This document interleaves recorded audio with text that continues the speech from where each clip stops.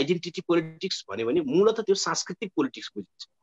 कसैले आइडेन्टिटीको कुरा गर्यो भने मेरो उसको चाहिँ सांस्कृतिक पहिचानको मुद्दाको रूपमा मात्रै बुझिन्छ। तर नेपालमा पहिचानको राजनीति भनेर जे भन्यो त्यो चाहिँ युरोपको पहिचानको राजनीति भन्दा बिल्कुल गुणात्मक रूपमा भिन्न छ।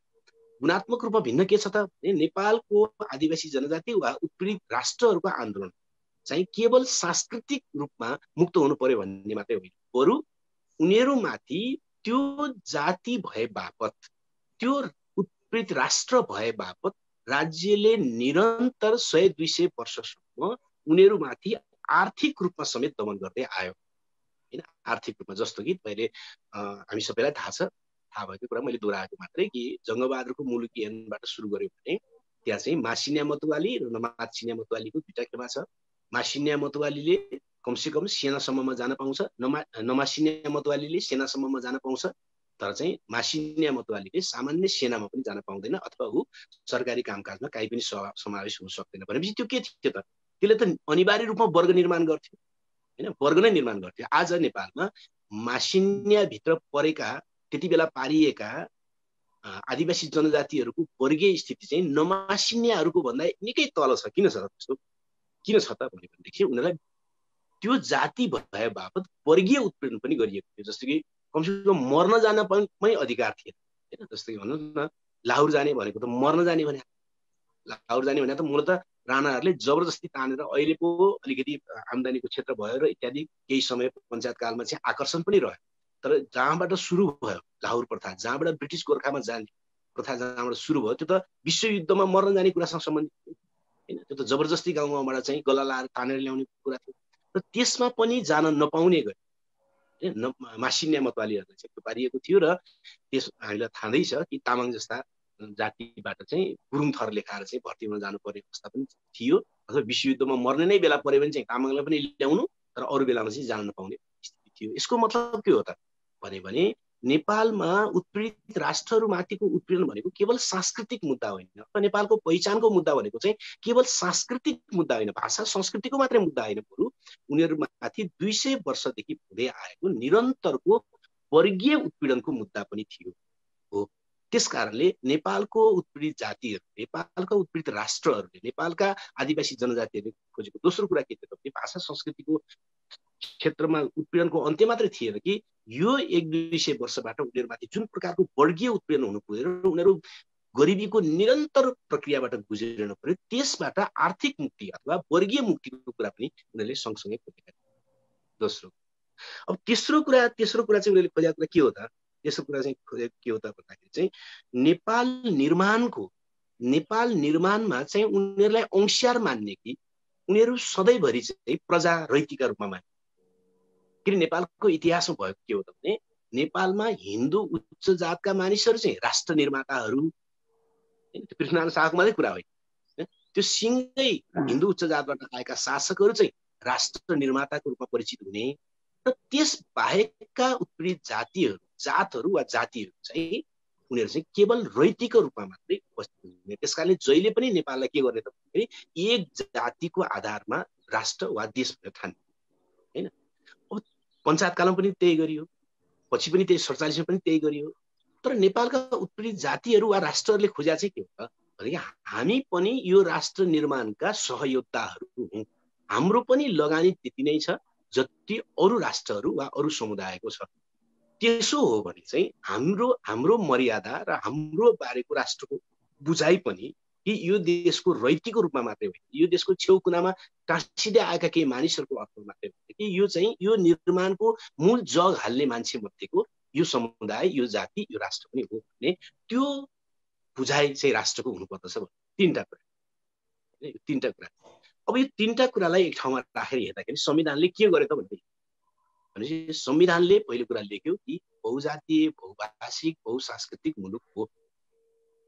तर यति काफी थिएन, किन यति हुने बित्तिकै के भने बहु हुने भनेको त बहुभाषा बहुसंस्कृति त जहाँ पनि छ नि, जस्तो अमेरिकामा पनि बहुभाषा छ नि, बहुभाषा हुने बित्तिकै त्यसले त उत्पीडितहरूको मुद्दा त हल गर्छ भन्ने त होइन हैन। बहुभाषा त आज संसारमा थुप्रै देशहरूमा भइसक्यो नि हैन, समुदायहरू फरक फरक भाषा बोल्ने मान्छे हुन्छन्, त्यो अर्कै विषय हैन। अस्ट्रेलियामा पनि बहुभाषा छ, तर बहुभाषा हुने बित्तिकै त्यो उत्पीडितहरूको पक्षमा छ भन्ने त होइन। तर उत्पीडितहरूको मर्यादा, सम्मान र उनीहरूको परिभाषाको सन्दर्भमा उनीहरूको बुझाइको सन्दर्भमा हुनुपर्ने कुरा के थियो भन्दाखेरि नेपालका आदिवासी जनजातिहरू, नेपालका उत्पीडित जातिहरू, त्यसलाई उत्पीडित जाति पनि भन्न सकिन्छ, उत्पीडित जातिहरूलाई चाहिँ राष्ट्रको रूपमा स्वीकार गर्नु पहिला राष्ट्र, किनकि नेपालका आदिवासी जनजातिहरू भनेको राष्ट्रहरू, नेसनहरू हुन् वा नेसनालिटिजहरू, किनकि उनीहरू कुनै छेउ किनाराको एउटा कुनै न प्रवासीहरू हुन्, न त पछि आएकाहरू हुन्, न त उनीहरू चाहिँ अर्को कुनै ठाउँबाट भर्खरै सर्दै आएका हुन्, त्यस्तो केही पनि होइन। बरु यो नेपाली समाज निर्माणमा, समग्र नेपाली समाजको निर्माणमा सुरुदेखि नै आफ्नो फरक संस्कृति, फरक सभ्यता, फरक विश्व दृष्टिकोण र फरक समग्र कुराको साथसाथमा यो समाज निर्माताहरूका मध्येका उनीहरूले कुन ठाउँमा कुन युद्ध हारे, कुन ठाउँमा उनीहरू कुन युद्ध हारे, त्यो मुख्य कुरा हो। होइन, युद्ध नहारेको र युद्ध नजितेको समुदाय संसारमा भेट्न नै गाह्रो छ नि। त्यो त कहिले को हार्यो कहिले को जित्यो भन्ने मात्रै कुरा, त्यो अर्कै विषय। होइन, युद्धको आधारमा ऊ यो राष्ट्रको निर्माता हो कि होइन भन्ने पुष्टि हुँदैन। पुष्टि केले गर्छ त भने उसँग त्यस्तो विस्तृत दृष्टिकोण थियो कि थिएन, उसँग त्यस्तो समग्र भाषा थियो कि थिएन, उसँग समग्र संस्कृति थियो कि थिएन, उसको सिङ्गो समाजलाई अगाडि बढाउन चाहिने उसँग सम्पूर्ण अवयव चाहिँ उसँग थियो कि थिएन। त्यसरी हेर्नुपर्छ। त्यसरी हेर्ने हो भने नेपालका उत्पीडित जातिहरू वा अफ्रेस नेसनालिटिजहरू अथवा आदिवासी जनजातिहरू चाहिँ नेपालका राष्ट्रहरू हुन्। तामाङ भनेको एउटा राष्ट्र हो, लिम्बू भनेको एउटा राष्ट्र हो, नेवार भनेको एउटा राष्ट्र हो, मगर भनेको एउटा राष्ट्र हो। त्यसो हो भने नेपालको संविधानले पहिलो कुरा के स्वीकार्न सक्नु पर्दछ भने नेपाल बहुराष्ट्रिय राज्य हो भन्ने कुरा स्वीकार गर्न सक्नु, त्यो स्वीकार गर्न सके। बहुराष्ट्रिय राज्य नभइसकेपछि यो देशमा रहेका उत्पीडित राष्ट्रहरू पनि सम्मानित भयो भनेर त मान्नै सकिँदैन हैन। धेरै संविधानका व्याख्याताहरूले इत्यादि मान्छेहरूले यो धेरै समय लडेर आएको, यसरी बनाएको, उसरी बनाएको हैन, यसमा चाहिँ बहुजातीय, बहुभाषिक, बहुसांस्कृतिक सबै कुरा सबैलाई मिल्ने गरी लेखिएको छ भनेर व्याख्या गरे पनि मूल कुरा त्यसले छोडिदियो। त्यो के छोडिदियो भने नेपालमा रहेका आदिवासी जनजातिको रूपमा रहेका चाहिँ नेपालका आन्तरिक राष्ट्रहरू हुन्। ती राष्ट्रहरू सहित मिलेर चाहिँ नेपाल सिंगै राष्ट्र बनेको हो। त्यसकारणले नेपालको परिभाषा यो चाहिँ बहुराष्ट्रिय राज्य हो भन्ने कुरा जो परिभाषा हुनु पर्दथ्यो त्यो हुन सकेन, जसको कारणले आदिवासी जनजाति आन्दोलनले खोजेको आफ्नो सत्व यो देश निर्माताको रूपमा, यो देश यो समाजको निर्माताको रूपमा, यो सभ्यताको निर्माताको रूपमा हामी बराबरीको सम्मान लागेको हौँ, हामी बराबरीको हैसियतका हौँ र हामीहरू पनि बराबरी सम्मान हुनुपर्छ र हामी चाहिँ छेउकुनाका रैतीहरू होइनौँ भन्ने जो उसको सत्वको दाबी, त्यो सत्वको दाबी चाहिँ यो संविधानले स्वीकार गर्न सकेन। पहिलो कुरा यहाँनिर ध्यान दिनु जरुरी हुन्छ।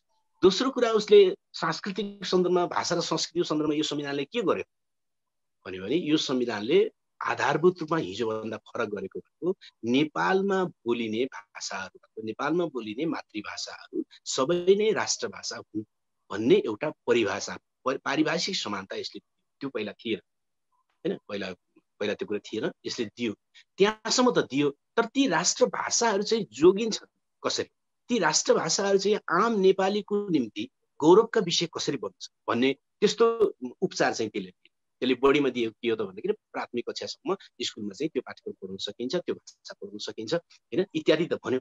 तर त्यसले राज्यले कसरी पढाउँछ हैन, राज्यले कसरी पढाउँछ?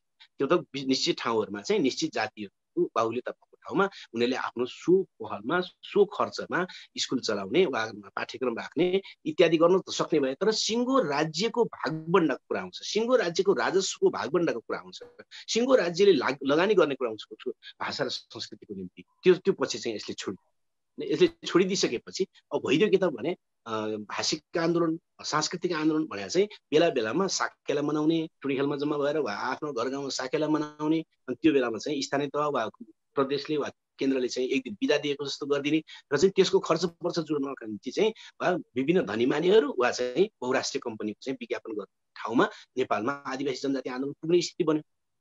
त्यसकारण राष्ट्रले त्यसलाई जिम्मा दिए। उनीहरूमाथि सांस्कृतिक र भाषिक रूपमा हुँदै आएको जो दमन थियो त्यसलाई पूर्णतः उल्टो दिशामा फर्काएर हल गर्नु पर्थ्यो र त्यसलाई अन्त्य गर्नेतिर जानु पर्दथ्यो। त्यो चाहिँ सामान्य सांस्कृतिक पर्वतिर जस्तो भनौँ न अहिले सबै जसो ठाउँहरूमा चाहिँ सङ्ग्रहालय खोल्नका निम्ति चाहिँ बजेटहरू हुन्छ हैन। गुरुङ सङ्ग्रहालय खोल्ने, तामाङ सङ्ग्रहालय खोल्ने, मगर सङ्ग्रहालय खोल्ने, किराँत सङ्ग्रहालय खोल्ने, सङ्ग्रहालय खोल्ने भनेपछि बजेट दिइहाल्छ। तर उनीहरूको संस्कृति र भाषालाई चाहिँ व्यवहारमा जोगाउने कुरामा चाहिँ कहीँ पनि बजेट खुवाइ, किनकि मानिसहरूको सभ्यता उसको जीवन्त संस्कृतिलाई सङ्ग्रहालयमा थन्काउन पाइन्छ भने को अघि सर्दैन र हैन? उसको जीवन्त संस्कृतिलाई सङ्ग्रहालयमा थन्काउन पाइन्छ भने त राज्य त अघि सर्ने भयो। तर उसको जीवन्त संस्कृतिलाई जीवन्त बनाउनका निम्ति लागि पर्ने मुद्दा कहाँ छ त? लागि पर्नुपर्ने चाहिँ कुरा कहाँ छ त? कहीँ पनि छैन। आज हामी देख्यौँ नि, संस्कृत भाषालाई अनिवार्य बनाउने भन्दाखेरि चाहिँ आदिवासी जनजातिहरू चाहिँ यो हुँदैन भनेर अहिले पनि चिच्याउनु पर्ने स्थिति भयो होइन। आदिवासी जनजातिहरूले चाहिँ अहिले पनि आफ्नो चाडपर्व, आफ्ना खाद्य संस्कृतिलाई निरन्तर रूपमा अगाडि बढाउन सक्ने भयो र अहिले पनि गोरु काटेको न्युमा चाहिँ हप्तै पछि जस्तो मान्छेहरू जेल जानुपर्ने अवस्था सिर्जना भइ नै राखेको छ। त्यो किन भयो भन्दाखेरि आदिवासी जनजाति वा उत्पीडित राष्ट्रहरूको सांस्कृतिक र भाषिक अधिकारको सन्दर्भमा संविधानले ग्यारेन्टी गर्छ। यति मात्रै गरेको तिमीहरूको छुट्टै भाषा छ होइन, त्यो पनि भाषा नै हो, त्यो पनि देशभित्रको राष्ट्र भाषा नै हो होइन। तिमीहरूले चाह्यो भने त्यसको चाहिँ पढाइ पनि हुनसक्छ प्राथमिक स्कुलमा, त्यहाँसम्म त भयो। तर त्यसको उन्नयनका निम्ति, त्यसको प्रगतिका निम्ति, त्यसको जीवन्तताका निम्ति चाहिँ के त संविधानले लिएको बाटो के त भन्दाखेरि त्यो चाहिँ केही पनि छैन होइन। त्यस कारणले त्यो सन्दर्भ पनि उसले मूलभूत गर्न सकेन। अब तेस्रो कुरा सबभन्दा महत्त्वपूर्ण कुरा होइन, यो आदिवासी जनजातिको सन्दर्भ पनि, दलितको सन्दर्भ पनि, महिलाको सन्दर्भ पनि, वा चाहिँ मधेसको सन्दर्भ पनि, वा सम्पूर्ण उत्पीडित समुदायहरूको सन्दर्भमा एउटा सबैभन्दा ठुलो षड्यन्त्र भयो। त्यो षड्यन्त्र के भयो त भन्दाखेरि संसारमा कहीँ पनि नभएको एउटा सिद्धान्तको आविष्कार भयो नेपाल संविधान बनाउँदाखेरि। त्यो सिद्धान्तको आविष्कार के हो त भने समावेशी समानुपातिक प्रतिनिधित्व भन्ने फ्रेजको आविष्कार, वाक्यांशको आविष्कार। अब सामान्यतः हेर्दाखेरि यो त राम्रो कुरा हो भन्ने सबैले भन्ने गरिरहेको छ। तर यो समानुपातिक भनेर समावेशी भने एकै ठाउँमा बस्ने सिद्धान्त नै हो हैन। समानुपातिक भनेको प्रतिशतको आधारमा निश्चित निर्वाचन प्रणाली वा निश्चित चाहिँ प्रक्रिया अन्तर्गत उत्पीडित समुदायहरू होस् वा अर्को समुदाय चाहिँ आफ्नो जनसङ्ख्याको आधारमा प्रतिनिधित्व गर्ने प्रणाली। समावेशी भनेको चाहिँ समानुपातिक गर्न नसकिने ठाउँ स्थानहरूमा वा समानुपातिक गर्न सकिने ठाउँमा पनि समावेशी मात्रै गर्ने, केही संख्या मात्रै पुर्याउने भन्नु। त्यो बिल्कुल अलग अलग सिद्धान्त, त्यो एउटै सिद्धान्त नै हो। समावेशी सिद्धान्त भन्नु र समानुपातिक प्रतिनिधित्वको सिद्धान्त भन्नु एउटै सिद्धान्त हो। तर नेपालमा एउटा षड्यन्त्रमूलक एउटा सिद्धान्त निर्माण गरियो, त्यसको नाम के राखियो त भने समावेशी समानुपातिक। अब यो समावेशी समानुपातिक भनिसकेपछि हेर्दाखेरि त दुईटै शब्द परेको एकदम राम्रो जस्तो देखियो, तर त्यसको सार के थियो त भन्दाखेरि समानुपातिक प्रतिनिधित्वलाई घटाउनका निम्ति त्यो सिद्धान्त सिर्जना गरियो हैन। समानुपातिक भने त प्रतिशतको आधारमा हुने हो। प्रतिशत भनेको जनसङ्ख्याको आधार हैन। जनसङ्ख्याको आधारमा समानुपातिक हुनुपर्ने ठाउँमा त त्यही मात्रै लेखे भइहाल्यो नि, त्यहाँ समावेशी किन लेखे भन्दाखेरि समावेशी समानुपातिक भन्ने एउटा यस्तो सिद्धान्त जस्तो निर्माण गरियो जसको काम के, त्यसको सार के हो भन्यो भने चाहिँ समानुपातिक उत्पीडितहरूको समानुपातिक प्रतिनिधित्वलाई कटौती गर्नका निम्ति चाहिँ समावेशी शब्द घुसाएर एउटा शब्द, एउटा सिद्धान्त जस्तो एउटा फ्रेज अथवा एउटा वाक्यांश निर्माण गरियो, त्यसलाई संविधान राखियो। र तपाईँले संविधानको हर ठाउँमा हेर्नुभयो हैन, त्यो राज्यका निर्देशक सिद्धान्तमा हेरे पनि, मौलिक अधिकारमा हेरे पनि, प्रस्तावनामा हेरे पनि सबैतिर त्यो सिद्धान्त त्यहाँ पाइन्छ। त्यहाँ के लेखिन्छ भने राज्यका विभिन्न निकायहरूमा सबैको समावेशी समानुपातिक प्रतिनिधित्व गराइनेछ भनेपछि त्यसको अर्थ के हुन्छ? त्यसको अर्थ समानुपातिक गराउने ठाउँमा समानुपातिक गर्ने भनेर लेख्छ नि। जहाँ समानुपातिक सम्भव हुँदैन, जस्तो राष्ट्रपति एउटा पद हुन्छ हैन, प्रधानमन्त्री एउटा पद हुन्छ, त्यहाँ समानुपातिक गर्ने भने त हुँदैन। त्यस्ता थुप्रै पदहरू हुन सक्छन्, थुप्रै ठाउँहरू हुन सक्छन् जहाँ पूर्णतः समानुपातिक सम्भव नै हुँदैन। त्यस्तो ठाउँमा समावेशी भन्ने प्रयोग गर्नुपर्छ, त्यस्तो ठाउँमा समावेशी भन्ने प्रयोग गर्नुपर्ने हुन्छ। तर यहाँ त के गरियो भने सबै ठाउँमा समावेशी समानुपातिक गर्ने भन्यो। सबै ठाउँमा गर्न त सम्भवै थिएन, सबै ठाउँमा हुनै सक्दैन थियो। जहाँ समानुपातिक हुन सक्दथ्यो त्यहाँ समावेशी मात्रै गरी पुग्ने बनाइदियो। यो सिद्धान्तको आधारमा नै अनि निर्वाचन प्रणालीदेखि लिएर विभिन्न निकायका गठनदेखि लिएर सबै कुरालाई निर्देशित गरेको छ यो सिद्धान्त हैन। यो सिद्धान्तले निर्देशित गरे हुनाले के गरिदियो त भने समावेशी समानुपातिक भने हुनाले संघीय संसदमा पनि अब के गरे हुने भयो भने समानुपातिक भनेर चाहिँ 40% मात्रै छुट्याए हुने भयो, किनकि त्यो सिद्धान्तले त्यही भन्यो नत्र संसारमा समानुपातिक भइसकेपछि त 100मा पो समानुपातिक हुन्छ त हैन, जनसङ्ख्याको आधारमा पो समानुपातिक हुन्छ त। अनि सिङ्गो सिटमा 40% समानुपातिक गर्ने भने त हुँदैन, मिल्दैन। त्यो किन मिल्यो त भन्दाखेरि त्यहाँ सिद्धान्त एउटा सिर्जना गरे। अघि मैले भने कि समावेशी समानुपातिकको सिद्धान्त सिर्जना गरिसकेपछि त समानुपातिकलाई घटाइदिएर समावेशी मात्रै बनाइदिए पुग्यो भनेपछि अनि सङ्घीय प्रदेश 40% समानुपातिक, प्रादेशिक पनि 40% समानुपातिक, अनि गाउँपालिका र नगरपालिकामा जाँदा त्यो सिद्धिनै हाल्यो, कमजोर भइहाल्यो। उपाध्यक्ष र अध्यक्षमा नै सीमित भइहाल्यो। उपाध्यक्ष र अध्यक्ष मध्ये एकजना महिला भए पुग्ने भन्नेतिर गइहाल्यो र चाहिँ वडा सदस्य एकजना दलित भए पुग्ने भन्नेतिर गइहाल्यो। भनिसकेपछि यो सिद्धान्तले के गर्यो त भन्दाखेरि राज्यका निकायहरूमा जो 100औं वर्षदेखि राज्यका विभिन्न निकायहरूमा, सेनामा, पुलिसमा, कर्मचारीमा, अदालतमा, तमाम आयोगहरू इत्यादि इत्यादि तमाम ठाउँहरूमा जो निरन्तर रूपमा हिन्दू उच्च जातीय वर्चस्व थियो, एकलौटी थियो, जहाँ अपवादमा एकलौटी थिएन त्यहाँ वर्चस्व थियो, नत्र भने अधिकांश जहाँ एकलौटी थियो, त्यो एकलौटी हुनेलाई अब कतिसम्म मात्रै सीमित भयो भने त्यो वर्चस्व हुनेसम्म आयो हैन। त्यो हट्नेतिर त आएन। सबै चाहिँ समानुपातिक हुने, सबैले चाहिँ आफ्नो अधिकार त्यहाँ स्थापना गर्ने ठाउँमा त गएन।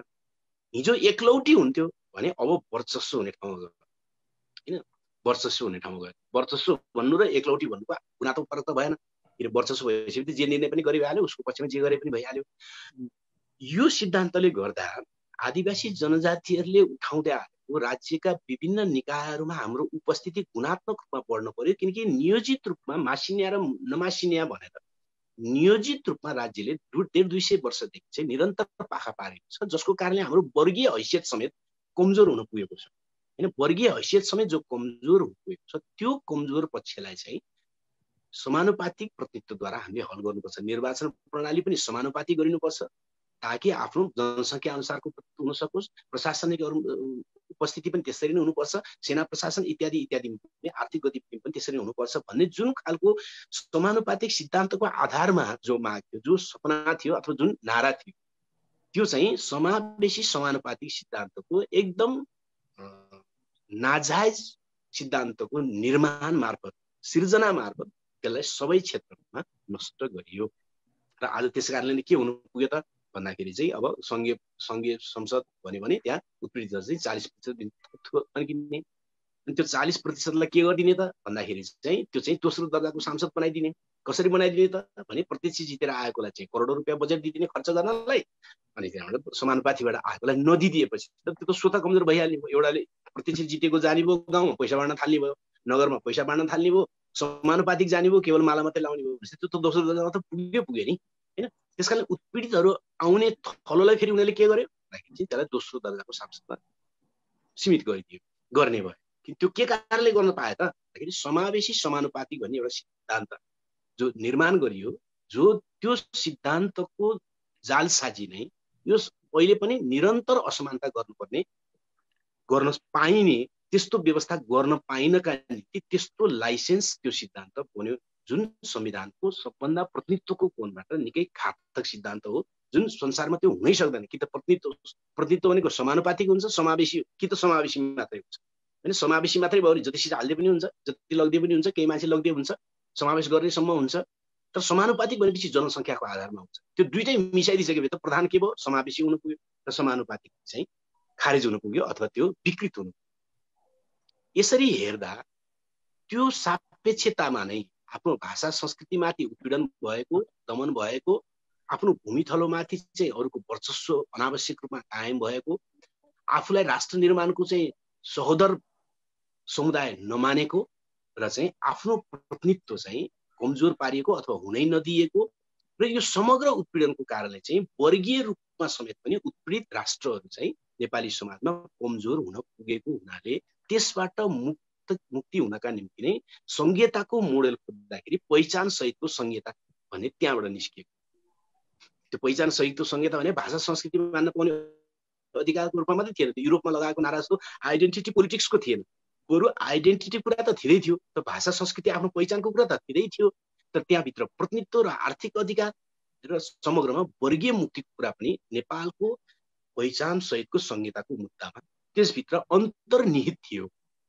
तर त्यो संहिता निर्माण गर्दाखेरि पहिला संविधानमा समावेशी समानुपातिकको गला रेटेपछि र विकृत सिद्धान्त स्थापित गरिसकेपछि र अनि दोस्रो प्रहार उनीहरूले संहितामा गर्न पुगेर संहिता यस्तो निर्माण हुनु पुग्यो कि त्यो चाहिँ अब आधारभूत रूपमा चाहिँ उत्पीडित राष्ट्रहरू अथवा आदिवासी जनजातिको विरुद्धमा निर्माण कसरी निर्माण हुनु पुग्यो त हामी सबैले धेरै साथीहरूले बुझेकै कुरा हो। म छोटो 2 मिनट जति राख्नेछु यसमा कि पहिलो त कुनै पनि देशको कुनै पनि समाजको कुनै पनि सभ्यता आफ्नो अस्तित्वको रक्षाको निम्ति संख्याको महत्व धेरै ठुलो हुन्छ। संख्या तर यो 7 प्रदेशको डिजाइन गर्दाखेरि यसरी डिजाइन गरियो कि प्रत्येक प्रदेशमा आदिवासी जनजातिहरू अल्पमतमा पर्ने गरी डिजाइन गरियो। हामी सबैले हेर्यो भने जनसङ्ख्या हेर्यो भने प्रष्टै हुन्छ कि प्रत्येक प्रदेशमा हैन आदिवासी जनजातिको संख्या चाहिँ अल्पमतमा पर्ने गरी डिजाइन गरियो। संयुक्त जोड्दा पनि अल्पमतमा पर्ने सबै प्रकारका आदिवासी जनजाति वा उत्पीडित राष्ट्रहरू जोड्दाखेरि पनि अल्पमतमा पर्ने गरी डिजाइन गरियो हैन। यसको अर्थ के थियो त भन्दाखेरि उनीहरूको संख्याले उनीहरूको समुदायको घनत्वले उनीहरूले अधिकारहरूको निम्ति दाबी गर्न अपिल गर्न वा लागू गर्नका निम्ति ठोस अभियान चलाउन नसकुन्, उनीहरूको दाबी नपुगोस्। किनकि जबकि माग के थियो भन्दाखेरि चाहिँ जनसङ्ख्यालाई उत्पीडित राष्ट्रहरूको जनसङ्ख्यालाई अधिकतम रूपमा एउटै भूगोलमा पर्ने गरी संहिता निर्माण गर्यो भने मात्रै उनीहरूको वकालत गर्ने क्षमता चाहिँ बढ्नेवाला छ। स्वाभाविक छ त्यो त। तर त्यो हुनबाट कटअफ गरियो, सिद्धाइयो। यो नै एउटा यस्तो जोर्नी थियो सीमाङ्कनको जोर्नी। सीमाङ्कनको जोर्नी एउटा यस्तो जोर्नी थियो जसले चाहिँ आदिवासी जनजाति वा उत्पीडित राष्ट्रहरूको मुक्तिको प्रक्रियामा उनीहरूले खोजेको जुन कुरा थियो त्यसलाई चाहिँ जगबाट नै अन्त्य गर्ने, जग नै भत्काइदिने सन्दर्भ त्यहाँबाट हैन। त्यसकारणले गर्दाखेरि अब अहिले आएको संहिताले हामी देखिरहेकै छौँ कि त्यो संहिताले के गरेको भने त्यो विकेन्द्रीकरण जस्तो भयो हैन। प्रत्येक निकायमा निश्चित समुदायका मान्छेहरू हिजोदेखि राज गर्दै आएका निश्चित समुदायका मान्छेहरू नै स्वाभाविक रूपमा माथिल्लो तहमा पुग्ने र अलिकति पुग्न नसकेको ठाउँमा अनि पार्टीहरूले पहल गरेर पुर्याउने हैन, त्यस्तो स्थिति बन्न पुग्यो। र चाहिँ अहिले उत्पीडितहरूको सबै प्रकारका उत्पीडितहरू, त्यसभित्रका आदिवासी जनजाति र चाहिँ नेपालका अरू सत्ताधारी परम्परागत सत्ताधारी समुदायको स्थिति हेर्यो भने हामी 7 प्रदेशको स्थिति हेर्यो भने त्यसको मन्त्रीमण्डल हेर्यो भने त्यसको पुलिस संरचना हेर्यो भने त्यसको सबै संरचना हेर्यो भने न्यायालय हेर्यो भने हैन आयोगहरू निर्वाचन आयोग हेर्यो, त्यसपछि लोकसेवा आयोग हेर्यो, त्यसपछि सर्वोच्च अदालत हेर्यो, महाधिवक्ता कार्यालय हेर्यो वा इत्यादि इत्यादि जति पनि हामी संवैधानिक आयोग वा निकायहरू हेर्छौँ त्यहाँ परम्परागत वर्चस्वशाली समुदायभित्रबाट मात्रै मुख्य रूपमा शासकहरूको उत्पादन हुने संहिता वा व्यवस्था बन्न पुग्यो हैन। यसरी हेर्दाखेरि चाहिँ नेपालको संविधानलाई यसलाई जति धेरै लागू गर्दै गयो यसले गर्छ के त भन्यो भने हिजोदेखि चल्दै आएको नेपालका आदिवासी जनजाति माथिको सांस्कृतिक भाषिक इत्यादि उत्पीडनको जो श्रृङ्खला थियो हिजो कठोर रूपमा थियो भने अब यसले मिहिन रूपमा त्यो क्रमलाई जारी राख्ने म देख्दछु हैन। त्यहाँभन्दा बढी म धेरै प्रगति हुने चाहिँ देख्न सक्ने कुनै आधार देखिँदैन, कुनै सैद्धान्तिक पृष्ठभूमि देखिँदैन, त्यस्तो व्यवस्थाहरू देखिँदैन। त्यही नै हो। अब उत्पीडितहरूमा अब फेरि आदिवासी जनजातिको मात्रै चर्चा गरेर नहोला, म अरू 2-3टा समूहको पनि थोरै चर्चा गरेर म सक्छु। अब अर्को उत्पीडित जाति वा जातको रूपमा आउने भनेका दलितहरू, उनीहरूको माग के हो त भने नेपाली समाज जात व्यवस्थामा आधारित थियो र नेपालको राज्य भनेको जात व्यवस्थामा आधारित थियो। त्यो जात व्यवस्थामा आधारित राज्यले जातिहरू उत्पीडित राष्ट्रहरूमाथि पनि जातीय उत्पीडन गर्यो र त्यसले दलितहरूमाथि पनि उत्पीडन गर्यो र सिङ्गो समाज चाहिँ प्रगतिमा अड्किन पुग्यो। त्यस कारणले गर्दाखेरि यो जात व्यवस्था विरोधी चाहिँ संविधान हुनु पर्यो भन्ने उनीहरूको माग। तर त्यसलाई प्रस्तावनामा नै स्वीकार गर्यो। प्रस्तावनामा केवल त्यसले के स्वीकार गर्यो भने त्यसले छुवाछुत भेदभावको अन्त्य गर्ने कुरा स्वीकार गर्यो, त्यहाँभन्दा बढी स्वीकार गर्यो। छुवाछुत भेदभाव उनीहरूको समस्या त थियो तर त्यो मात्रै समस्या थियो, बरु उनीहरूका आर्थिक सम्बन्ध, आर्थिक उत्पादन सम्बन्ध, आर्थिक स्थिति, त्यो आर्थिक स्थिति पनि मूलभूत रूपमा 2टा कुरा, एउटा परम्परागत पेसाहरू, अर्को भूमि। त्यसकारणले उनीहरूले भनेका थिए कि भूमिहीन दलितहरूले जमिन पाउनु पर्ने जुन उनीहरूको माग थियो त्यसलाई संविधानमा कानुन बनाई भनिदियो अब कानुन बनाएपछि कानुनमा के भनियो भने कानुनमा एउटा आयोग वा समिति बनाएर भनिदियो। त्यो आयोग र समिति बनिसकेपछि अब सुकुम्बासी आयोगले जग्गा बाँड्नेमा गयो। सुकुम्बासी आयोगले बाँड्यो भने त गरिखाने जमिन होइन, त्यो त 2 आना 2 कट्ठा चाहिँ उसको घडेरी हो। जबकि नेपालको भूमि दलितहरूको माग चाहिँ घडेरीको माग थिएन, बरु गरिखाने जमिनको माग। त्यो त्यहाँ सिधाइदिइहाल्यो। परम्परागत पेसाहरूको कुरा पनि त्यो पनि लागू भएन। त्यसपछि छात्रवृत्ति सहितको निशुल्क शिक्षा, कुनै शिक्षा नै निशुल्क हुने देशमा गएन। अब दलितहरूको निम्ति छात्रवृत्ति सहितको हुने कुरा थिएन, त्यो पनि कानुन बनायो भन्ने कुरा थियो। त्यो कानुन अब हामीले देखेकै छौँ। नयाँ शिक्षा ऐन कस्तो आयो, त्यसमा कुनै निजी शिक्षालाई अन्त्य गर्ने वा उत्पीडितहरूको निम्ति विशेष व्यवस्था गर्ने कुरा त्यहाँ आएन। यस प्रकार हेऱ्यो भने दलितहरूको माथि भएको जातीय उत्पीडनको श्रृङ्खला पनि हिजो जस्तो थियो त्यसलाई अझ निरन्तरता, हैन, नारामा केही कुराहरुमा भन्दा हामीले छुवाछुत विरोधी कानुन बनाएको छौँ, हामीले कारबाही गर्छौँ, यो बिस्तारै हट्दै जान्छ, शिक्षा बढ्दै गयो भने हट्दै जान्छ इत्यादि भन्ने त कुरा भयो। तर उनीहरुमाथि हुँदै आएको मूलभूत आर्थिक र राजनीतिक जरा, किन राजनीतिक रूपमा उनीहरुको प्रतिनिधित्व चाहिँ समावेशी समानुपातिक भन्ने सिद्धान्तले खुरमुराइदिइहाल्यो, कमजोर पारिदिइहाल्यो, हैन। उनीहरु समानुपातिक प्रतिनिधित्व हुन सक्ने कुरै भएन। अब जहाँसम्म चाहिँ आर्थिक कुरा थियो, भूमि र चाहिँ परम्परागत पेशा र आधुनिक व्यवसायमा जानका निम्ति उनीहरूले प्राथमिकता पाउनुपर्ने कुरा चाहिँ नभइसकेपछि उनीहरूको जीवन हिजोको दाँजोमा अगाडि जान सक्ने सम्भावना भएन। बरु हिजोको जात व्यवस्थामा आधारित समाज जो थियो त्यो चाहिँ पुनरुत्पादित हुँदै गइराख्ने अवस्था यो संविधानले पनि सिर्जना गर्न पुगेको छ। मैले संक्षिप्तमा छुवाएको मात्रै यो विषय। अब म महिलाको बारेमा थोरै भन्न सक्छु, किन यो धेरै चर्चामा नआएको कुरा। महिला उत्पीडित समुदाय भयो, जाति त भएन, उत्पीडित समुदाय भयो, त्यसको बारेमा थोरै गरेर कुरा सक्छु कि महिलाहरूमाथि पुरानो नजरबाट हेर्यो भने संविधान बन्नुभन्दा अगाडि वा 2047 साल पछाडि वा पञ्चायतमा टेकेर हेर्यो भने महिलाहरूको बारेमा नेपालको संविधानमा भएको व्यवस्था चाहिँ अरु सबै समुदायको भन्दा सबभन्दा बढी प्रगतिशील देखिन्छ र त्यो कुरो सत्य हो। हिजो टेकेर हेर्दा यसको मतलब के थियो त भने त्यो संविधान बन्नुभन्दा पहिले भएको जनयुद्ध, त्यो संविधान बन्नुभन्दा पहिले भएको जनआन्दोलन, त्यो संविधान बन्नुभन्दा पहिले भएका महिला र उत्पीडितहरूका आन्दोलनहरूको सन्दर्भमा महिला मुक्तिको सन्दर्भमा तोकिएको लगाइएको नारा के थियो त भने सामन्तवाद विरोधी नारा थियो, अथवा महिलामाथि जुन प्रकारको सामन्ती अत्याचार थियो। सामन्ती अत्याचार भन्नाले सम्पत्तिमा समान अधिकार नहुने, ज्यालामा समान ज्याला नहुने, हैन, घरेलु हिंसामा चाहिँ उपचार नहुने, हैन, लगायतका प्रतित्व नहुने लगायतका जति सामन्ती व्यवस्थाहरू थिए त्यसको विरुद्धको नाराहरू थिए। त्यसकारणले अहिलेको संविधानमा लेख्दाखेरि चाहिँ त्यति बेला संविधान बन्नुभन्दा पहिले अथवा जनयुद्ध भन्दा पहिले वा जनआन्दोलन भन्दा पहिलेको समाजमा आधारित भएर महिलाको बारेमा व्यवस्था भयो। त्यो व्यवस्था सबै सामन्तवाद विरोधी व्यवस्था, हैन, सामन्तवादमा आधारित पितृसत्ता विरोधी व्यवस्था। त्यो हिजोको दाँजोमा त्यो प्रगतिशील छ। अथवा महिलाहरूले पैतृक सम्पत्तिमा समान अधिकार पाउने कुरा, समान ज्यालामा समान ज्याला दिनुपर्छ, समान काममा समान ज्याला दिनुपर्छ भन्ने कुरा, सम्बन्ध विच्छेद र प्रेमको अधिकार छ भन्ने कुरा, त्यसपछि आएर चाहिँ राजनीतिक प्रतिनिधित्वको क्षेत्रमा हिजोभन्दा संख्या अलिकति बढाउने कुरा, त्यो हिजोको दाँजोमा प्रगतिशील छ। तर यहाँ ध्यान दिनुपर्ने एउटा महत्त्वपूर्ण कुरा छ, त्यो म राख्न चाहन्छु। त्यो के त भने जुन बेलामा यो संविधान बन्यो त्यो बेलामा समाज चाहिँ मुख्य रूपमा पुँजीवादी भइसकेको। याद गर्नुपर्ने कि जुन बेलामा महिला मुक्ति हुनुपर्छ भनेर संघर्ष चलेको थियो त्यो बेलामा समाज मुख्य गरी सामन्ती थियो। तर जुन बेलामा संविधान बन्यो र संविधान लागू हुनुपर्ने समय सुरु भयो त्यो बेलामा नेपाली समाज चाहिँ मूलतः पुँजीवादी बनिसकेको थियो छ।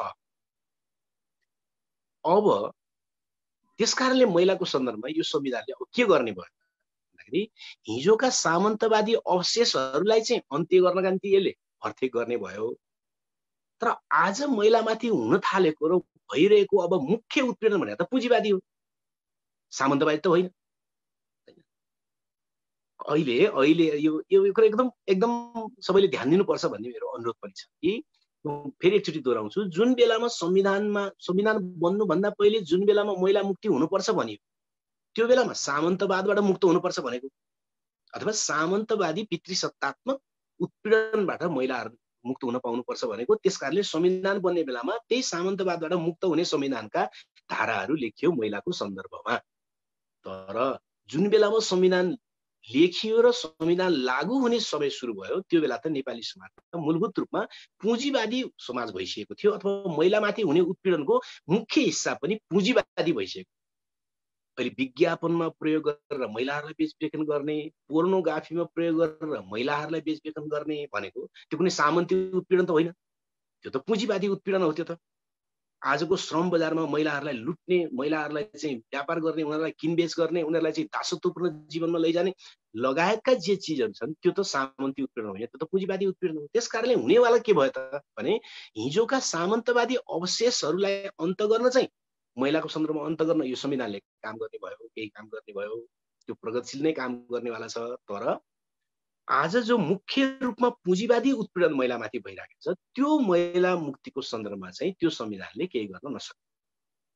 जस्तो कि म सानो भनौँ न, एउटा घरमा दाइ र बहिनीले अंश पाउनुपर्छ भन्ने कुरा चाहिँ हिजो सामन्तवाद विरोधी लडाइँ थियो, त्यसमा चाहिँ त्यसले काम गर्ने भयो। तर 10औं लाख महिलाहरू जो विदेशमा गएर श्रम बजारमा आफ्नो श्रम शक्ति बेच्नुपर्ने अवस्था छ त्यो महिलाको सन्दर्भमा चाहिँ त्यो संविधानले केही पनि गर्न सक्दैन। त्यो संविधानले अरू पुरुषको बारेमा जे गर्ने हो त्यति मात्रै गर्न सक्दैन। अब महिलामाथि आउने समस्याहरूको सन्दर्भमा चाहिँ यो संविधानले धेरै काम गर्न सक्दैन। त्यसकारणले मेरो नजरमा महिलाहरूको सन्दर्भमा पनि भविष्यको निम्ति चाहिँ यो संविधान काम लाग्ने संविधान हुन सक्छ।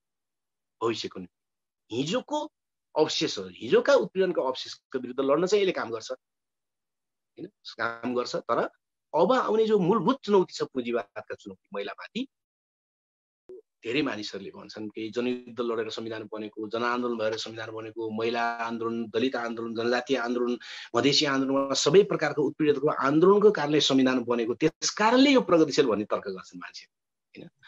तर मेरो विचारमा उनीहरूको आन्दोलनको कारणले बनेको त्यो कुरा सत्य हो, तर उनीहरूको हितमा बनेको होइन। जस्तो कि 47कै संविधान हुनु, 47को संविधानमा नेपाली जनताले पञ्चायत फाल्न भनेर आन्दोलन गरे, त्यो कुरा ठिक हो। तर उनीहरूले जस्तो व्यवस्थाको कल्पना गरेका थिए त्यो संविधान त बनेन 47। किनकि बनाउने मुख्य हर्ताकर्ताहरू चाहिँ वास्तविक परिवर्तनमा जानै चाहेनन्। अहिलेको संविधान पनि त्यस्तै भयो, जनयुद्ध भयो, जनआन्दोलन भयो, उत्पीडित समुदायका तमाम आन्दोलनहरू भयो, उनीहरूले पुरानो व्यवस्थाबाट मुक्ति त खोजे तर आफूले चाहेको जस्तो नयाँ व्यवस्था बनाउन उनीहरू असफल भए। यस अर्थमा म के बुझ्दछु भने 2000 यो अहिलेको संविधान 72को संविधान चाहिँ उत्पीडित समुदाय, उत्पीडित राष्ट्रहरू, उत्पीडित जातिहरू, उत्पीडित समुदाय र क्षेत्रहरूको सन्दर्भमा चाहिँ यो आधारभूत रूपमा हार भएको संविधान हो, यो जितको संविधान होइन। यो फेरि पनि हिजोदेखिको उत्पीडित वर्ग, उत्पीडित समुदायका शासकहरू र उत्पीडनको जो पर्यावरण थियो, मुख्य पर्यावरण, उनीहरूले फेरि जालसाजीपूर्ण ढङ्गबाट फेरि जितेको संविधान बन्न पुग्यो। यो चाहिँ उत्पीडित जाति, राष्ट्र, समुदायहरूको सन्दर्भमा चाहिँ मुख्य रूपमा यो हारेको संविधान बन्न पुग्यो। उनीहरूका उठेका ज्वलन्त मागहरू, त्यत्रो युद्ध र जनआन्दोलनबाट उठेका ज्वलन्त मागहरूलाई फेरि जालसाजीपूर्ण ढङ्गबाट उनीहरूको ती मागहरूलाई कमजोर पारिएको र ती मागहरूलाई पुरा गर्न नदिने खालको संविधान बन्यो भन्ने नै मेरो निष्कर्ष हो। मैले अहिले संक्षिप्तमा पहिलो चरणमा यही राखेँ। धन्यवाद। धन्यवाद आहुतिज्यूलाई। आजको बहसको कार्यक्रम नेपाल आदिवासी जनजाति महासंघ युकेले आयोजना गरेको उत्पीडित जातिहरूको दृष्टिमा नेपालको संविधान 2072 को बारेमा आफ्नो प्रस्तुति दिनुभयो। आहुतिज्यूले आफ्नो कुराहरू राख्नु भए पश्चात चन्द्र गुरुङज्यूलाई दिए 30 सेकेन्ड। हजुर दाजु। धन्यवाद खुसी भाइ। आहुति सरलाई मेरो नमस्कार छ अनि यहाँलाई चाहिँ म स्वागत पनि गर्न चाहन्छु। मेरो नाम चन्द्रबहादुर गुरुङ, म अहिले नेपाली समाजको अध्यक्ष छु र हामी यो जनता समाजवादी पार्टी नेपालसँग आबद्ध छौँ। र मेरो प्रश्न त्यहाँनिर के हो भने कि तपाईहरु अहिले जुन माओवादीको जुन विभिन्न चाहिँ लिडरहरू हुनुहुन्छ अहिले, हैन, एउटा तपाईँ, हाम्रो विप्लवज्यू, हाम्रो चाहिँ मोहन वैद्य, हैन, अब उहाँहरू, अब तपाईहरुको एउटा माग त सबैको एउटै छ, तरै पनि ठिक छ, प्रचण्ड त अब उसले उसको आफ्नो लोभले गर्दाखेरि एकत्र लायो भने तपाईहरु सब एकरूप भएर यो मुद्दातिर तपाईहरु किन लाग्न सक्नु हुँदैन? किन तपाईँहरू एकदमै छिनभिन्न भएर तपाईँहरू हिँडिराख्नु भएको छ एउटै उद्देश्य प्राप्तिको लागि भन्ने मेरो चाहिँ एउटा चाहिँ प्रश्न छ। यति मात्रै राखौँ। धन्यवाद चन्द्र गुरुङज्यूलाई। त्यस्तै गरी आफ्नो प्रश्न छोटकरीमा राखिदिनको लागि मगरसङ्घ युकेका पूर्व अध्यक्ष श्री दुत पुनज्यूलाई 30 सेकेन्ड दिए। दाजु हजुरको कुरा राखिदिनु होला। आहुतिज्यू। नेपालको संविधान 2072 आदिवासी जनजाति, मधेसी, थारू, महिला लगायत पिछडिएका वर्गका लागि अपुरो भएको महसुस हुँदाहुँदै पनि संसदमा रहेका जनजाति नेताहरूले यस विषयको बारेमा किन सदनमा कुरा उठाउँदैन? आहुतिज्यू जस्ता गैर जनजातिहरूले किन उठाइदिनु परेको होला? यति छोटो राख्न चाहे। आहुतिज्यू धन्यवाद। धन्यवाद दाजु दुधपुनज्यू। त्यस्तै गरी लिम्बू पत्रकार सङ्घ युकेका संयोजक श्री अमित याक्थुङबाज्यू, हजुरको प्रश्न पनि आहुतिज्यूलाई छोटकरीमा राखिदिनु होला। हजुरलाई कार्यक्रममा स्वागत छ है। सेवा है सबैलाई। मेरो खालि दुईटा मात्र प्रश्न छ। यो आदिवासीको कोणमा जहिले समस्या आउँथ्यो क्या, कुन विश्व दृष्टिकोणबाट चाहिँ आन्दोलन लाने? एउटा मार्क्सिस्ट दृष्टिकोणबाट लाने कि एउटा तपाईँको लोकतान्त्रिक या त्यसलाई कतिपयले पुँजीवादी भने? र थर्ड पोलको कुरा पनि उठ्यो होइन अहिले, विशेष गरी अब जनता समाजवादी पार्टी लगायत तपाईँको पूर्वमा कुमार लिङ्गदेनदेखि लिएर पश्चिममा लक्ष्मण थारू, रेशम थारूहरूसम्मको एउटा एलायन्स छ र पुरानो जनमुक्तिको। म हाम्रो दाजुलाई चाहिँ प्रश्न, यो अरूले बनाएकै विश्व दृष्टिकोणबाट मुक्ति खोज्नुपर्ने हो कि उत्पीडितले आफ्नै विश्व दृष्टिकोण बनाएर मुक्ति खोज्न सक्छ कि सक्दैन? त्यो एउटा प्रश्न। र अर्को कुरा, यो संविधान मलाई चाहिँ डराए पनि विशेष गरी जस्तो अब पार्टीगत हिसाबले जनता समाजवादी पार्टीहरू तपाईँको इलेक्सनमा गए होइन, बहिष्करणका बावजुद पनि त्यो एउटा पेरिफेरीमा छ। यो संविधान पुनर्लेखन हुने सम्भावना या संशोधन हुने उपाय के होला? एउटा चुनाव ब्यालेटबाट जाने हो कि या फेरि तपाईँको सङ्घर्ष, तपाईँको अलिक राज्यले नरुचाएको होइन अथवा अप्रिय मानेको सङ्घर्षबाट कुन विधिबाट चाहिँ उपयुक्त छ? मेरो यति नै प्रश्न है। धन्यवाद। धन्यवाद लिम्बू पत्रकार सङ्घ युकेका संयोजक। त्यस्तै गरी नेपाल आदिवासी जनजाति महासङ्घ इजरायलका सल्लाहकारज्यू समीर हेल्मोज्यू पनि आउनु भएको छ। उहाँको जिज्ञासा जस्तै हो। टासिदेलेक, आहुति सर, म समीर हेल्मो इजरायलबाट समानुपातिक र समावेशी बारेको झोल अझ आज थप बुझ्ने मौका पाएँ। अब सीमान्तकृत अल्पसङ्ख्यक मधेसी, थारू, आदिवासी, पहाडी, मधेसी, दलित, पहाडी, थारू, मधेसी, आदिवासी, पहाडी, आदिवासी, मधेसी, दलित, पहाडी, दलित एकताको नाममा हामी विभाजित हुँदै गएको हो कि एकीकृत हुँदै गएको हो? यसभित्रको झोल के होला भन्ने छ। यो प्रश्न हजुर म आहुति दाजुलाई टेक्स्ट पनि गरिदिन्छु, अहिले उहाँले आफै गर्नुहुनेछ, बुझ्नु पनि हुनेछ। त्यसो भन्दै म हाम्रो अध्यक्षज्यूको पनि आफ्नै पनि जिज्ञासा जस्तो लागेको छ। हाम्रो नेफिन युकेका अध्यक्ष जङ्ग सुनारज्यू अध्यक्षता गरिराख्नु भएको छ। हजुरले जिज्ञासुको रूपमा आफ्नो प्रश्न आहुतिज्यूलाई राख्नु होला अध्यक्षज्यू। हुन्छ, धन्यवाद। प्रश्न चाहिँ के भने आरक्षणको विषयमा हो। आरक्षण वास्तवमा कति आवश्यकता छ भन्ने नै प्रश्न हो। धन्यवाद। अध्यक्षज्यूको प्रश्न त्यति नै होला अहिलेलाई। अर्को दुईटा प्रश्न छ आहुति दाजु। एउटा चाहिँ हाम्रो किराँत याखाछुमा युकेका अध्यक्ष श्री गुणराज खायाखिमज्यूले छोटकरीमा प्रश्न राख्नु भएको छ। संविधान नागरिकता प्रमाणपत्रको न्यूनतम हैसियत के हो भनेर भन्नुभएको छ। अनि अर्को प्रश्न राख्नु भएको छ रिम गलामीज्यूले। उहाँ सोध्नुहुन्छ हजुरलाई, आहुतिज्यू मेरो प्रश्न, आदिवासी जनजाति, दलित र महिलाहरूको हित हुने पूर्ण संविधान निर्माणको निम्ति सम्भावनाका बाटाहरू के हुन सक्छन् त? यही संविधानलाई संशोधन गरेर वा पुनर्लेखन गर्नुपर्ने हो त? र यो कसरी सम्भव छ? कृपया खुसीजी पढेर सुनाइदिनु होला भन्नुभएछ। हजुरले नोट गर्नुभयो होला। अनि अब प्रश्न धेरै छैन, 2-3वटा छ। एउटा चाहिँ हाम्रो नेफिन युकेकै सल्लाहकार श्री विश्वासदीप तेगेलाज्यूलाई मैले 30 सेकेन्ड दिएँ। सल्लाहकारज्यू हजुर आफै प्रश्न राख्नु होला है, लाइभ त्यही हुनुहुन्छ भन्ने लागेको छ।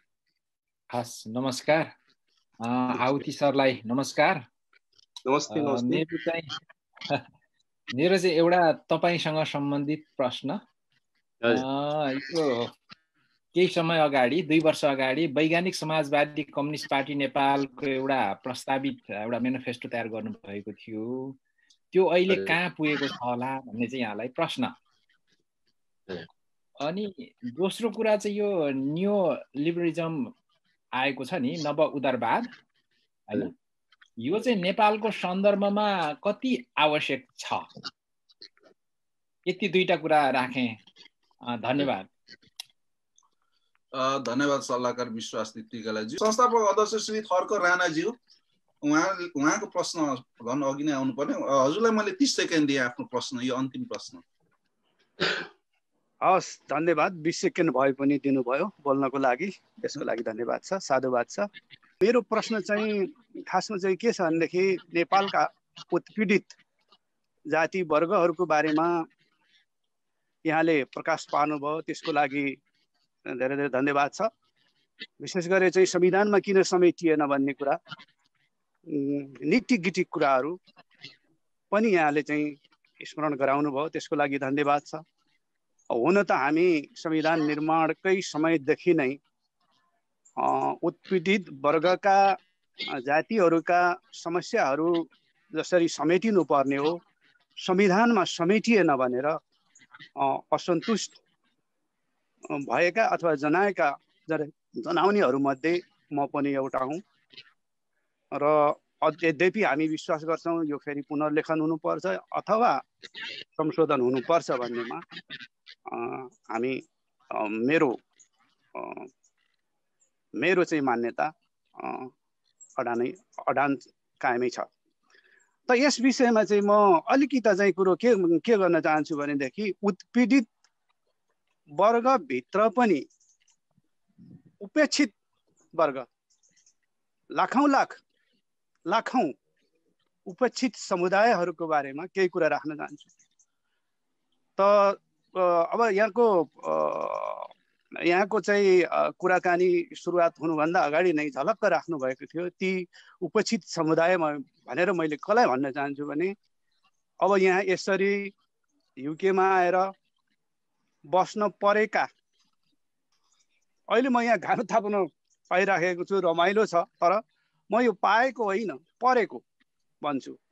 यी परेका समुदायहरू, यसलाई म उपेक्षित समुदाय भन्छु। उपेक्षित किन भन्छु भनेदेखि अहिलेसम्म कसैले पनि नेपालको राजनीतिज्ञ अथवा चाहिँ बौद्धिक वर्ग र कुनै पनि समुदायबाट यिनीहरूको बारेमा बोलेको अथवा कुनै पनि आवाज उठाएको सुनिएन, देखिएन। इभन उपेक्षित वर्गमा मैले भनेका साथीहरू मित्रहरू यही हुनुहुन्छ, यहाँहरूबाट पनि यो बारेमा आउला जस्तो के कुनै प्रश्न आएन भनौँ न।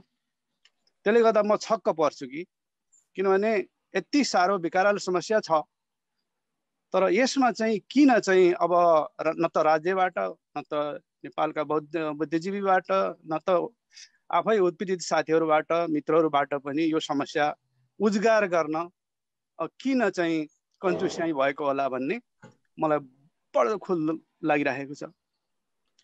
र यसै सन्दर्भमा चाहिँ म कुरा गर्दाखेरि के गर्न चाहन्छु भने यहाँ लाखौँ अब आफैले एउटा चाहिँ सम्झौता गरेर यहाँले भन्नुभएको थियो सुरुमा राणा सरकारकै पालामा देखि नै चाहिँ गोर्खाजहरूलाई चाहिँ सिधै प्रश्न गर्दा राम्रो होला। हजुर, राणा सरकारकै पालादेखि नै यसरी विदेशी आर्मीमा विदेशलाई चाहिँ सहयोग स्वरूप योगदान दिनको लागि पठाइएका गोर्खाहरू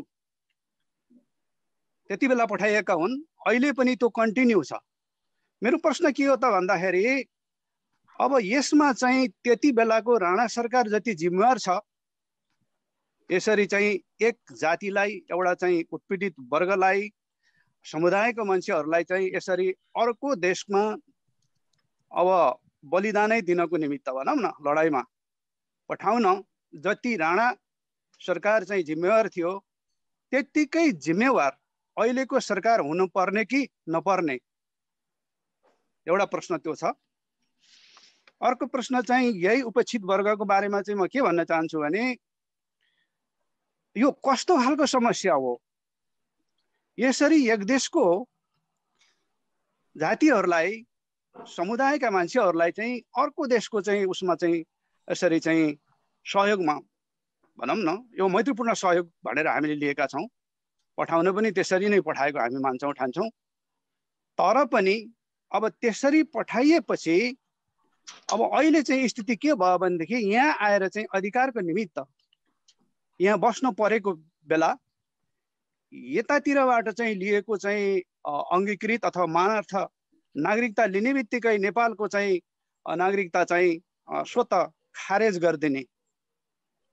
गोर्खाजहरूको चाहिँ ग पनि लेखिएको छैन संविधानमा, तर बडो चलाखीपूर्ण तरिकाबाट चाहिँ अब त्यो किसिमको चाहिँ व्यवस्था मिलाइएको छ। अब यो यहाँहरू सबैलाई थाहा होला, अब यदि नियमावली पास भयो भने अब यी गोर्खालीहरू यी नेपालीहरू नेपाली भएर बसिराख्न पाउने अवस्था रहेन। प्रश्न राख्दिनु होला। त्यसले गर्दाखेरि यो समस्या कस्तो खालको समस्या हो? अब यसलाई चाहिँ अब संविधानमा चाहिँ लेखेर हाम्रो चाहिँ माग के हो भने चाहिँ निरन्तरता हुनुपर्छ भन्ने हो। अब यो हुन पर्छ कि पर्दैन, हुन सक्छ कि सक्दैन, राज्यले यसमा चासो दिन पर्ने कि नपर्ने, यो यहाँ मेरो प्रश्न त्यो हो। हस्, धन्यवाद। धन्यवाद संस्थापक अध्यक्षज्यू, हजुरले प्रश्न राख्नुभयो। प्रश्नहरू सकिए, लास्ट आवरमा आएछ, यति नै हो। अब आउने प्रश्नहरू लिने छैन। यहाँले हजुर मलाई पनि एउटा प्रश्न राख्नु पाए हुन्थ्यो। बालकृष्णज्यूले राख्नु भएको रहेछ। एकछिन हजुरले राख्नुभन्दा अगाडि म एउटा प्रश्न गर्छु, अनि हजुरले प्रश्न राखेपछि अनि आहुतिज्यूले सुरु गर्नुहुन्छ। एउटा यहाँ टेक्स्ट मार्फत नै आएछ। मोहन गुरुङज्यू, सायद उहाँ यहीँ हुनुहुन्छ, उहाँले राख्नुहुन्छ, आहुतिज्यू सम्पूर्णमा छ्याजल हो हजुर।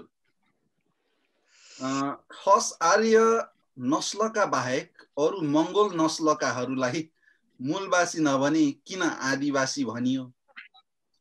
हजुरले नै भन्नुभए जस्तो मास्नको लागि विदेश पठाइएको समुदायहरूलाई नागरिकताबाट वञ्चित बनाइँदैछ किन भनियो है। यो कुरा यो हजुरलाई टेक्स्ट पनि गरेको छु त्यहाँ च्याटमा। र बालकृष्णज्यूले 20 सेकेन्डमा राख्नु होला, अनि आहुतिज्यूलाई दिएँ मैले फ्लोर। हुन्छ, थ्याङ्क यू महासचिवज्यू। नमस्कार, म सिधै प्रश्नमा जान्छु। म कुनै भूमिका बाँध्दिनँ। अब सरलाई नचिन्ने मान्छे यहाँ कोही पनि छैन। उहाँको सबैजना हामी फ्यान नै हौँ र म पनि एउटा फ्यान नै हुँ। र सर, तपाईँ आफै दलित समुदायबाट हुनुहुन्छ। पश्चिममा हालै प्रेम काण्डमा केही दलित र आदिवासी युवाहरूको ज्यान गयो। नेपाल कम्युनिस्ट पार्टीकै अहिले तपाईँकै पूर्व माओवादीका नेताहरूबाट जुन किसिमको चाहिँ उहाँहरूलाई चाहिँ सम्बोधन गरियो जसरी राज्यबाट, अनि तपाईँहरूलाई के लाग्छ अझै दलितले हामी आदिवासीले हाम्रो यो संविधानबाट अथवा चाहिँ तपाईँको यो नेपाल मण्डलबाट चाहिँ हामीले न्याय पाउला? हामीले न्याय पाउने दिन चाहिँ कहिले होला? अब तपाईहरुलाई यत्रो आन्दोलन गर्नुभयो यो माओवादीमा, त्यत्रो 10 वर्षको आन्दोलन, 17,000 मान्छे मारेको कुरा त अघि हाम्रो यहाँ साथीहरूले पनि भनिसक्नु भएको छ। यसरी गरेर आउँदाखेरि प्रचण्डले यस्तो धोका देला भनेर तपाईहरुलाई पहिले लागेको थियो कि थिएन? र तपाईहरुलाई यस्तो हुन्छ भनेर कहिले सोच्नु भएको थियो? र अन्तमा चाहिँ म के भन्न चाहन्छु भनेदेखि हाम्रो यो आदिवासी जनजाति दलित सबैको आन्दोलन यसले चाहिँ नेपालमा कहिले मुक्ति पाउला? हजुरलाई के कस्तो लाग्छ? Thank you very much. धन्यवाद बालकृष्ण राईज्यू, नेसो प्रेसिडेन्ट। प्रश्नहरू यति नै छन्। अब अरू प्रश्न चाहिँ अब म पढेर सुनाउँछु, अनि अन्तिम अवस्थामा आएछ, अनि त्यसपछि है आहुतिज्यूलाई मैले दिन्छु। दुईटा प्रश्न। एउटा कसले राख्नुभयो भने पेम्बा गुरुङज्यूले राख्नु भएको छ, सुन्दै हुनुहुन्छ होला। राष्ट्रिय झण्डा जल्नुको कारण आहुतिज्यूको नजरमा आदिवासी दलितहरूको हक र अधिकार जन्य परिपाटीहरूले ऐक्यबद्धता जनाउँदैन? म पेम्बा लक्ष्मण गुरुङ, सिडनी अस्ट्रेलियाबाट हेरिरहेछु। नेपाल आदिवासी जनजाति महासङ्घ अस्ट्रेलिया मञ्चको भाइस प्रेसिडेन्ट भनेर हजुरले प्रश्न बुझ्नुभयो कि छैन आउदी दाइ? हजुरलाई मैले टेक्स्ट गरेछु। अन्तिममा विश्वास पिडेलाज्यूले अघि गर्नुभएको थियो, फेरि यो चाहिँ टप अप प्रश्न जस्तो लाग्यो, उहाँको पढेर सुनाइदिन्छु। आहुति सर, इस्लाम धर्मलाई राजनैतिक सिद्धान्त पनि मान्ने गरेको पाइन्छ, वास्तवमा हामीले कसरी बुझ्ने भन्नुभएको छ। यो नै अन्तिम हो। मेरा धेरै प्रश्नहरू थिए, मेरो चाहिँ जातीय भन्दा पनि वर्गीय छन्, पछि अरूले गरेको कार्यक्रममा हजुरलाई सुनाउला, सोधौँला। आजलाई चाहिँ यति नै प्रश्न हो। दाजु आहुतिज्यूलाई मैले दिएँ 5-10 मिनट। 10 मिनट प्रश्न गर्ने सबै साथीहरूलाई धन्यवाद छ। प्रश्न 12वटा जति छन्, तर म त्यसलाई सबैलाई एक ठाउँमा थोरैमा अथवा सबैको उत्तर आउने गरी म केही कुराहरू राख्नेछु। पहिलो चाहिँ यो माओवादीले जुन उद्देश्य राखेर आन्दोलन गर्यो, सत्तामा पुग्यो, तर चाहिँ त्यो लागू गर्न सकेन, प्रचण्डहरूले धोका दिए। बाबुरामजीले सकारात्मक कुरा गर्नुभयो, गएर निस्किनु भयो। अरू जो सत्ता बाहिर रहेका माओवादीहरू, तपाईहरु चाहिँ एक हुन सक्नुहुन्छ कि सक्नुहुन्न भन्ने जो प्रश्न छ। अब यो चाहिँ प्रचण्डजीको कुरा होस् वा बाबुरामजीको कुरा होस्, किनकि प्रचण्डजी र बाबुरामजी अहिले फरक फरक दलमा हुनुहुन्छ, तर उहाँहरूको मूलभूत वैचारिकी चाहिँ एउटै हो मेरो अध्ययनमा। किनकि प्रचण्डजीले पनि नेपालमा दलाल पुँजीवादी सत्ता स्थापना गर्ने अथवा अब कम्युनिस्ट वा समाजवादतिर कुरा गर्ने तर समाजवादतिर नजाने भनेर उहाँहरू त्यहाँ पुग्नु भएको हो।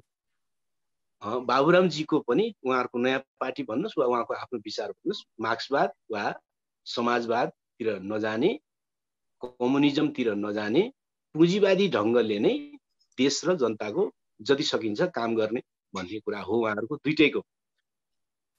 त्यो कोणबाट हेर, त्यो फेरि पूर्व एमालेको पनि कुरा त्यही नै हो। अथवा त्यो मूलभूत रूपमा के हो त भने चाहिँ आफूले हिजोदेखि बोकेर आएको विचारद्वारा त्यही विचार र त्यही निष्ठामा टेकेर त्यही पद्धति अन्तर्गत अब विश्वमा हामी राजनीति गर्न सक्दैनौँ, अब नेपालमा चाहिँ राजनीति गर्न सक्दैनौँ, जनतालाई अगाडि लान सक्दैनौँ भन्ने विचारमा स्खलन भइसकेपछि अथवा त्यो विचारबाट उहाँहरू अलग भइसकेपछि चाहिँ देखिएका हरकतहरू आज यो माओवादी पार्टी भन्नुहोस् वा सत्ता भन्नुहोस् इत्यादि भन्नुहोस्, त्यो देखिएको हरकत चाहिँ त्यो विचारबाट च्युत भएपछि देखा परेको कुरा। अब जहाँसम्म चाहिँ त्यसबाट अलग भएर त्यसबाट हुँदैन भनेर लागेका समूहहरू चाहिँ एक हुन सक्छन् सक्दैन भन्ने कुरा हामी सबैलाई थाहा छ कि राजनीतिक पार्टी भनेको विचारको आधारमा चल्छ र पुरानै विचारको आधारमा अब नेपाली समाज न अगाडि जान्छ न विश्वव्यापी रूपमा नै कुनै विद्रोह अगाडि जान्छ। पुरानो विचारलाई नयाँ ढङ्गले सृजनात्मक ढङ्गले नयाँ विकास नगरेसम्म अब कुनै पनि सङ्घर्ष अगाडि जाने स्थिति छैन। त्यसकारणले सत्तामा नभएका माओवादी समूहहरू, म सहितका थुप्रै माओवादी समूह साथीहरूको बिचमा हामी छलफल बहसमा छौँ। त्यो फेरि कुनै चोचोमोचो मिलाएर युगको नयाँ समस्या हल हुँदैन, बरु वैचारिक रूपमा बिल्कुल नयाँ ठाउँमा हामी पुगेर मात्रै हल हुन्छ। त्यो कामको दिशामा नेपाली समाज, नेपालका उत्पीडितहरू हिँड्नै सकेका छन्। त्यो कहिले सफलता प्राप्त गर्छन् भन्ने चाहिँ हेर्न अझै बाँकी छ। हामी त्यो प्रयत्नमा हामी सबै लाग्नै पर्छ, लागौँ भन्ने लाग्दछ मलाई। अब यो एकजना साथीले भन्नुभयो कि संविधान अपुरो छ जनजातिहरूको निम्ति इत्यादि उत्पीडितहरूको निम्ति भन्ने पनि हुँदाहुँदै संसदमा भएका जनजातिहरू चाहिँ नबोल्ने किन नबोलेको अथवा अरूले उठाइदिनु पर्ने किन भएको भन्ने जो प्रश्न उठ्नु भएको छ, यो विषयमा चाहिँ म दुईटा कुरा राख्न चाहन्छु।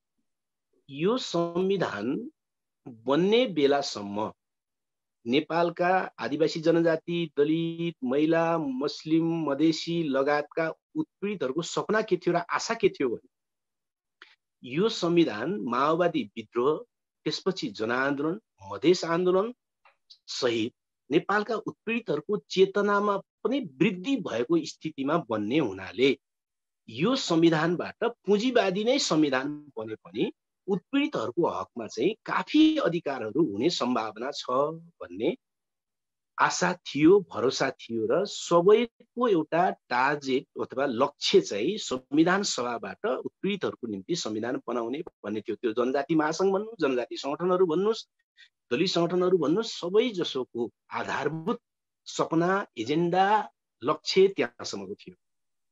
तर भयो के त भने संविधानबाट अब त्यस्तो हुन सकेन, त्यस्तो संविधान बन्न सकेन, त्यो संविधान अनुसार त्यस्तो राज्य सत्ता पनि बन्न सकेन भनिसकेपछि अब अहिले नेपाली समाजमा एउटा ठुलो भ्वाङ परेको छ, ठुलो खाडल उत्पन्न भएको छ। त अब के गर्ने? अब के गर्ने? अब दुईटा विकल्प मात्रै छ। या त यही संविधान अनुसार, यही संविधान भित्रका संसदीय पार्टीहरूले जे भन्छन् त्यही मान्ने, त्यसरी नै चुनावमा जाने, त्यसरी नै चुनाव जित्ने, जित्नेले जित्ने, हार्नेले हार्ने, त्यस्तै व्यवस्था अनुसार अब जति पाइन्छ खाने सिद्धियो, अथवा त्यही भित्र माग गरेर जति पाइन्छ पाइन्छ भन्ने एउटा बाटो बाँकी छ। अर्को बाटो चाहिँ अब यो संविधान, हिजोको पुरानो आन्दोलन, यी सबै कुरोबाट अब सम्भव भएन। अब नयाँ कोर्स चाहिँ कसरी सुरु गर्ने भनेर नयाँ सङ्गठन, नयाँ विचार, नयाँ कार्यनीति, नयाँ रणनीति, नयाँ संरचना, नयाँ सङ्घर्षको तरिका बनाउनको निम्ति मेहनत गर्नुपर्ने दोस्रो बाटो छ हैन। यो दुईटा बाटोमा मानिसहरूको बिचमा अहिले अलमल छ हैन। जो संसदभित्र छन् वा संसदीय राजनीतिक पार्टीहरू भित्र छन् उनीहरू पनि त्यहाँ गलत छ भन्दाखेरि पनि कसरी त्यहाँबाट अगाडि जाने त भन्ने सोचमा पुगिसकेका छैन। नयाँ बाटो पनि बनाइसकेका छन्, पुरानो बाटो हुँदैन भन्ने पनि भइसकेका छ मोटामोटी। अब एक थरीलाई त पुरानो भित्रै खाइपाइ आउने, जनजीविका गर्ने हैन, आफ्नो आजीविका गर्ने, त्यहीँबाट मन्त्री हुने, सांसद हुने, इत्यादि हुने, पैसा कमाउने, शोहरत कमाउने भन्ने होला। त्यो एउटा तबका त भइ नै हाल्छ। त्यो जनजाति होस्, त्यो दलित होस्, त्यो महिला होस्, जसको पनि एउटा तबका त्यस्तो हुन्छ। त्यो सानो तबका जसले सत्ताधारी बन्नु, जसरी पुगेर पनि सत्ताधारी बन्नु नै महान कुरा हो ठान्छ र आफू पछाडिको विशाल जनसङ्ख्यालाई चाहिँ धोका दिन्छ। त्यो एउटा तबकाको कुरा त बेग्लै भइहाल्यो। तर त्यस बाहेक यसबाट त नहुने भयो भन्नेहरूले पनि के गर्ने भन्ने निष्कर्षमा पुग्न सकेका छैन। एउटा अहिले तपाईँलाई म उदाहरण राख्छु, तपाईँहरू जनजाति महासङ्घ अन्तर्गत जनजाति महासङ्घ चलिरहेको छ। के जनजाति महासङ्घसँग आगामी कार्यक्रम के गर्ने भन्ने नयाँ रणनीति बनाएको छ त? छैन मेरो विचार होइन। पुरानो काम त गर्दैछ, पुरानोदेखि जहिलेदेखि गर्दै आएको त्यो त गरि नै राखेको छ। हकितको पक्षमा कुरा उठाउने, प्रेसिडेन्ट चलाउने, छलफल गर्ने, यस्तो हुनु पर्यो भनेर माग गर्ने कुरा त भइराखेको छ। तर आधारभूत रूपमा यो संविधान ठिक कि बेठिक त भन्ने बारेमा बेठिक भए बेठिक भन्न सक्नु पर्यो, ठिक भए ठिक भन्न सक्नु पर्यो, के हो त भन्ने र अब आगामी कार्यक्रम के हो त भन्ने बारेमा चाहिँ ठोस कार्यक्रम त्यसले पनि बनाउन सकेका छैन। त्यसकारण मेरो समग्रमा म के बुझ्छु त भने जो यो संविधान, यो सत्ता अन्तर्गतको एउटा सानो खाइपाइ आउने, आजीविका गर्ने हिस्सा चाहिँ उत्पीडितबाट गयो, त्यो त फर्किँदैन। हेर्नु सक्छ त्यो पञ्चायत कालमा पनि त्यस्तो जनजाति दलित सबैको एउटा उत्पीडित हिस्सा थियो, त्यो सत्ताधारी बनेर सिद्धियो। यसमा पनि एउटा हिस्सा त सत्ताधारी बनेर सिद्धिने नै वाला छ। तर बाँकी रहेकाहरूले कुन बाटो लिने त होइन? संसदभित्रकै संसदीय पार्टीहरूले देखाएको चाहिँ होइन गोलचक्कर भित्रबाट नै खोज्ने वा यसको विकल्पमा जाने हो, त्यसबारेमा चाहिँ बृहत छलफल आवश्यक छ। आफ्नो समुदाय, आफ्नो वर्ग, आफ्नो क्षेत्रमा छलफल जरुरी छ। मेरो विचारमा चाहिँ यो संविधान भित्रबाट चाहिँ अब सम्भव छैन हैन। कतिपय साथीले यहाँ प्रश्न गर्नु भएको छ संविधान संशोधन गर्ने कि संविधान चाहिँ पुनर्लेखन भन्नु भएको छ। संविधान संशोधन गरेर यो समस्या हल हुने छाँट नै छैन। किन छैन त भने यसका आधारभूत खम्बा जसरी निर्माण गरिएको छ त्यसमा संशोधनको गुन्जाइस छैन। संशोधनबाट हल हुँदैन, किनकि संविधानको प्रस्तावना त संशोधन गर्ने भन्ने हुँदैन। संविधानको प्रस्तावना संशोधन गर्ने हुँदैन भनेपछि त संविधानको प्रस्तावनाले के गर्छ? नेपालका आदिवासी जनजाति वा उत्पीडित राष्ट्रहरूलाई राष्ट्रको रूपमा स्वीकार गरेको छ त? गर्दैन। त्यो प्रस्तावना संशोधन भने त हुनै सक्दैन, दुई तिहाईले पनि गर्न मिल्दैन भन्ने हुन्छ नि हैन। यस्तो संविधानको प्रस्तावना त दुई तिहाईले पनि सम्बोधन गर्न सक्दैन भनिसकेपछि, संशोधन गर्न सक्दैन भनिसकेपछि संशोधनद्वारा नेपालका उत्पीडितहरूको मुद्दा अब हल हुँदैन मेरो विचारमा। अब नयाँ बाटोमा जाने कि नजाने भन्ने चाहिँ प्रत्येकले छलफल गर्नुपर्दछ। पुनर्लेखन गर्ने, पुनर्लेखन होइन नयाँ लेख्ने, किन पुनर्लेखन गर्नु? पुनर्लेखन भनेर त यसैलाई केयरमेट गरेर लेख्ने भन्ने हामी नयाँ लेख्नुपर्ने हुन्छ हैन। अहिले हामीले यस्तो कुरा भन्दाखेरि हास्यास्पद पनि लाग्न सक्छ मान्छेहरूलाई, के कुरा गरे यो यत्रोबाट बनेको एउटा संविधान चाहिँ पुनर्लेखन होइन अझ नयाँ नै लेख्नुपर्छ भन्यो भनेर एउटा हास्यास्पद पनि लाग्न सक्छ कतिपय साथीहरूलाई। तर त्यो दिन आउँछ, आउनै पर्छ कि त्यहाँ संशोधन गरेर हल हुनेवाला छैन, संशोधनद्वारा हल हुनेवाला छैन। जसले जे भने पनि अहिले राजनीति गर्नलाई होइन संसदवादी पार्टी बनाएर अलिक ठुलो पार्टी बनाऊ, जनजाति आदिवासीलाई आकर्षित गरौँ भनेर होइन। त्यो चाहिँ हिजोको जस्तो चाहिँ नि यो 7 प्रदेश होइन यसलाई 10 प्रदेश बनाऊ, 10+1 बनाऊ होइन 14 बनाऊ भनेर नारा दिने त हुन सक्छ। तर त्यो संशोधन हुन्छ त भन्ने, त्यो संशोधन हुन सक्ने सम्भावना नै छैन त्यहाँ भित्रबाट हैन। त्यसकारणले गर्दाखेरि नयाँ संविधान बनाउने अथवा नयाँ आन्दोलनले जे माग गर्छ त्यतातिर जानेतिर नै सोच्नुपर्छ भन्ने म ठान्छु। अब यो आदिवासी जनजातिहरू चाहिँ कुन दृष्टिकोणबाट चल्ने हैन, मार्क्सवादी विश्व दृष्टिकोणबाट चल्ने कि पुँजीवादी विश्व दृष्टिकोणबाट चल्ने कि वा आदिवासी जनजातिले उत्पीडितहरूले आफ्नै दृष्टिकोण बनाउने नि हैन। तर आफ्नै दृष्टिकोण बनाउने भने के, किनकि संसारमा विश्व दृष्टिकोण त दुईटा मात्रै छ नि। संसारमा विश्व दृष्टिकोण, राजनीतिक सिद्धान्तहरू, राजनीतिक लाइनहरू, यावत प्रिन्सिपलहरू फरक फरक होला नि त्यसभित्रका, तर विश्व दृष्टिकोण त संसारमा दुईटा मात्रै छ। एउटा भौतिकवादी विश्व दृष्टिकोण छ, अर्को आदर्शवादी विश्व दृष्टिकोण छ हैन। विश्व दृष्टिकोण प्रत्येकले चाहने बित्तिकै विश्व दृष्टिकोण बन्ने हो र, त्यो त बन्दैन हैन। आदिवासीहरूमा पनि त विश्व दृष्टिकोण दुईटा त हो नि, एउटा आदर्शवादी हैन जसले ईश्वरलाई सम्पूर्ण कुरा मान्दछ, त्यस्ता आदर्शवादीहरू पनि, त्यस्ता आदिवासीहरू जनजातिहरू पनि छन् जसले चाहिँ प्रकृतिलाई मुख्य मान्दछ। प्रकृतिलाई मुख्य मान्ने भनेको विज्ञानलाई मुख्य मान्ने भनेको हैन। प्रकृतिवादी विश्व दृष्टिकोण, प्रकृतिमा आधारित विश्व दृष्टिकोण भनेको विज्ञानमा आधारित हो, विज्ञान भनेको भौतिकवादी विश्व दृष्टिकोण हो। त्यसकारणले विश्व दृष्टिकोण आफ्नो समुदायको मुक्तिको निम्ति जे ठिक छ त्यो बनाउने, त्यो ठिक छ हैन। त्यो चाहिँ तर विश्व दृष्टिकोण हामीले भन्ने बित्तिकै प्रत्येकले आफ्नो भन्छ, दलितको पनि विश्व दृष्टिकोण नयाँ बनाइदिउँ भनेर बन्ने, जनजातिले विश्व दृष्टिकोण नयाँ बनाइदिउँ भनेर बन्ने, त्यो त होइन।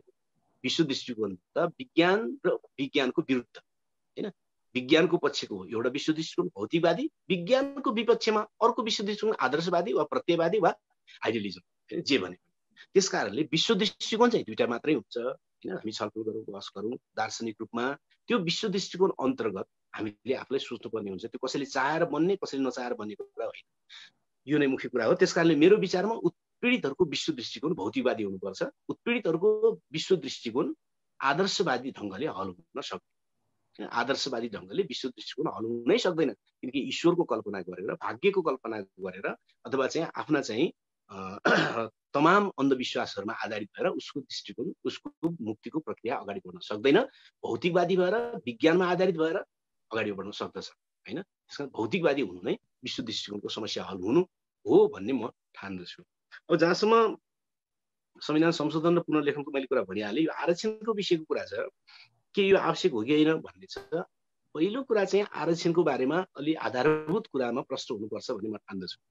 आरक्षण भनेको कस्तो अवस्थामा कसलाई दिने प्रचलन हो त, यो सिद्धान्त हो त भन्यो भने लामो समयदेखि सत्ताका निश्चित अङ्गहरूमा, सबै ठाउँमा होइन, सत्ताका निश्चित अङ्गहरूमा खास प्रकारको उत्पीडनका कारणले उपस्थित नै हुन नपाएका समुदायका मान्छेहरूलाई केही मान्छे समावेश गर्नका निम्ति, तिमीहरू पनि यहाँ छौ है भन्ने देखाउनका निम्ति दिने एउटा सामान्य सुधारवादी कार्यक्रम हो। त्यसले सिङ्गो समुदायको हित गर्न सक्दैन। त्यसकारण आरक्षण चाहिँदैन होइन, त्यो सुधारवादी कार्यक्रम हो, त्यो आरक्षण चाहिन्छ, तर आरक्षणले समुदायको मुक्ति हुँदैन हैन, यो कुरा बुझ्नु पर्छ हैन। त्यसकारणले आरक्षण भनेको आजको विश्वव्यापी पुँजीवादले उत्पीडित समुदायहरूको पूर्ण मुक्ति रोक्नका निम्ति, पूर्ण मुक्ति अथवा समानुपातिक प्रतिनिधित्व रोक्नका निम्ति अपनाएको उसले झिनो समावेशिताको कार्यक्रम मात्रै हो हैन। जस्तै भनौँ न, तपाईँलाई उदाहरणको निम्ति दलितहरूको बारेमा कुरा गऱ्यो भने, ल अहिले नेपालकै कुरा गरौँ न, नेपालमा कतिवटा क्षेत्र छन् त जागिरका भन्यो भने, जागिरका क्षेत्र सरकारी क्षेत्र मोटामोटी 5 लाख जति, सेना, प्रहरी, शिक्षक, कर्मचारी इत्यादि गर्दाखेरि बढीमा 5 लाख जति हैन, 5 लाख जति छन्। तर दलित र जनजाति र महिला चाहिँ कति छन्, उनीहरूले खानुपर्ने रोजगारी कति छ भनेको 50औं लाख। त्यो 50औं लाख रोजगारीमा त त्यहाँ कुनै आरक्षण भन्ने त हुनेवाला छैन हैन। निजी क्षेत्रमादेखि लिएर 50औं लाख रोजगारी चाहिन्छ, त्यो 50औं लाख रोजगारीमा त कहीँ पनि चाहिँ आरक्षण भन्ने हुनेवाला छैन। हुनेवाला कहाँ छ त भन्दाखेरि त्यही 4-5 लाख मान्छेहरूको बिचमा, त्यो पनि 50-49% 100 मानेर अनि त्यसभित्र भाग नलाउने हो। त्यो त निश्चित थोरै प्रतिशत मात्रै छिर्ने हुन्छ नि त्यहाँ, त्यो सम्पूर्णको मुक्तिको प्रक्रिया त्यो आरक्षण बन्दैन। त्यसकारण आरक्षणको विरोध होइन, आरक्षणले पुग्दैन, त्यो अपुग हो। बरु हुनुपर्ने समानुपातिक प्रतिनिधित्व, जस्तो कि नेपालको निजामती प्रशासन बनेको छ, 1 लाख जति कर्मचारी मोटामोटी छन् भने सबैले राजस्व कर चाहिँ सबै समुदायका मान्छेले, जाति समुदायका मान्छेले बराबर तिर्छन्, आफ्नो हैसियत अनुसार तिर्छन् भने त्यो कर्मचारी तन्त्रमा चाहिँ कोही बढी भइराख्नु पर्ने, कोही थोरै भइराख्नु पर्ने किन भन्ने प्रश्न गर्यो भने त्यसको उत्तर कसले दिने? किन त हैन, राजस्व तिर्दाखेरि चाहिँ बराबर हुने, तर सरकारी क्षेत्रमा चाहिँ निश्चित मानिसहरू चाहिँ 50% भन्दा बढी उपस्थित भइराख्ने, निश्चित प्रतिशत नै 70-80% सदाकाल भइराख्ने, अरू चाहिँ 1-2% आरक्षण मात्र छिर्नुपर्ने किन त? यो त कुनै न्यायपूर्ण कुरा होइन हैन। त्यसकारणले आरक्षण भइरहेको चाहिन्छ, तर त्यो सुधारवादी कार्यक्रम हो। त्यसबाट सिङ्गो समुदायको मुक्ति हुँदैन। सिङ्गो समुदायको मुक्तिको निम्ति राज्य सत्तामा नै हिस्सेदारी चाहिन्छ, राज्यमा नै पुनर्संशोधन गर्नुपर्ने हुन्छ, राजनीतिको हकमा, प्रतिनिधित्वको हकमा समानुपातिक प्रतिनिधित्वमा जानुपर्ने हुन्छ। यसको मतलब यो नबुझिसु कि आरक्षण चाहिँदैन भने भइरहेको आरक्षणले पुग्दैन मात्रै हैन। जहाँसम्म आरक्षणबाट चाहिँ प्रतिभाशाली मान्छे आउँदैनन् इत्यादि भनेको त्यो हास्यास्पद कुरा हो, त्यसको कुनै अर्थ छैन हैन। किन अर्थ छैन भन्दाखेरि चाहिँ 12% मान्छेबाट चाहिँ 80% मान्छे आउँदाखेरि चाहिँ प्रतिभाशाली हुने, अनि 100%बाट चाहिँ 100% मान्छे आउँदा प्रतिभाशाली नहुने भनेको त्यो हास्यास्पद कुरा हो, तर्कविहीन कुरा हो, त्यो आरक्षणको शास्त्र विरोधी कुरा हो। त्यसबारेमा चाहिँ हामी पछि छलफल गरौँला। नागरिकता प्रमाणपत्रको न्यूनतम मापदण्ड के हो भनेको नेपालमा बसेर नेपाली हुन चाहनु नै त हो नागरिकताको मापदण्ड। अरू के हो र? अरू त के होइन, नेपालमा बसेर नेपाली नै हुन चाहनु हैन। कोही नेपालमा जन्मिया हुन सक्छ, कोही पछि आएको पनि हुन सक्छ, तर नेपालमै निश्चित मापदण्ड पुरा गरेर ऊ नेपालमै बसिरहन्छ, नेपालप्रति उत्तरदायित्व भइरहन्छ भने ऊ मापदण्ड पुरा गरिहाल्ने ऊ नागरिक बन्न सक्छ। कोही वंशजको रूपमा होलान्, कोही अङ्गीकृत रूपमा होलान्, कोही विशेष होलान्, त्यो अर्कै विषय हो। तर नेपालमा बसे नेपालप्रति उत्तरदायित्व पुरा गर्ने त्यही नै नागरिकताको मापदण्ड हो। अब आयो अब यो उत्पीडितहरूको संविधान चाहिँ उत्पीडितहरूका निम्ति पुनर्लेखन सम्भव छ त भन्ने प्रश्न पनि छ। पुनर्लेखन सम्भव छ त अथवा नयाँ लेखन सम्भव छ त भन्ने प्रश्न। असम्भव भन्ने चाहिँ राजनीतिमा के छ, किन छ त्यस्तो? जबकि नेपालमा एउटा ठुलो समुदाय चाहिँ उत्पीडनमा परिराख्ने, ऊ असन्तुष्ट भइराख्ने, उसको मुक्तिको प्रक्रिया अगाडि नबढिराख्ने, अनि संविधान लेख्न चाहिँ असम्भव छ त सम्भव छ त भनेर सोध्ने प्रश्न मिल्छ र? मिल्दैन नि हैन। सम्भव बनाउनु पर्छ नि, किन सम्भव नहुने? एउटा मान्छेको जमातले अरू बहुसंख्यक मान्छेको जमातलाई दमन गरिराख्ने कुरा चाहिँ सम्भव हुने। बहुसंख्यक मान्छेको हितमा निश्चित मान्छेहरूलाई चाहिँ चुप लाग्ने गरी चाहिँ उनीहरू विद्रोह उठाउने, आन्दोलन उठाउने र बाध्य पार्न चाहिँ किन असम्भव हुने र? त्यसरी सोच्नुहुन्छ जस्तो मलाई लाग्दैन। सम्भव छ, सम्भव त गरेपछि हुन्छ भन्ने मलाई लाग्दछ। अब आयो यो वैज्ञानिक समाजवादी कम्युनिस्ट पार्टी तपाईँहरूले सुरु गर्नुभएको थियो, कहाँ पुग्यो भने हामी काममै छौँ। हामीले बिल्कुल नयाँ काम गर्नुपर्ने, पुराना समग्र संरचना, सङ्गठन सम्बन्धी सिद्धान्त, आन्दोलन सम्बन्धी दृष्टिकोण, रणनीतिहरू सबैले धेरैले काम नगर्ने अवस्थामा पुगेको हुनाले हैन हामीले बिल्कुल नयाँ अवधारणा, नयाँ सङ्गठन प्रणाली, नयाँ चाहिँ रणनीति सहित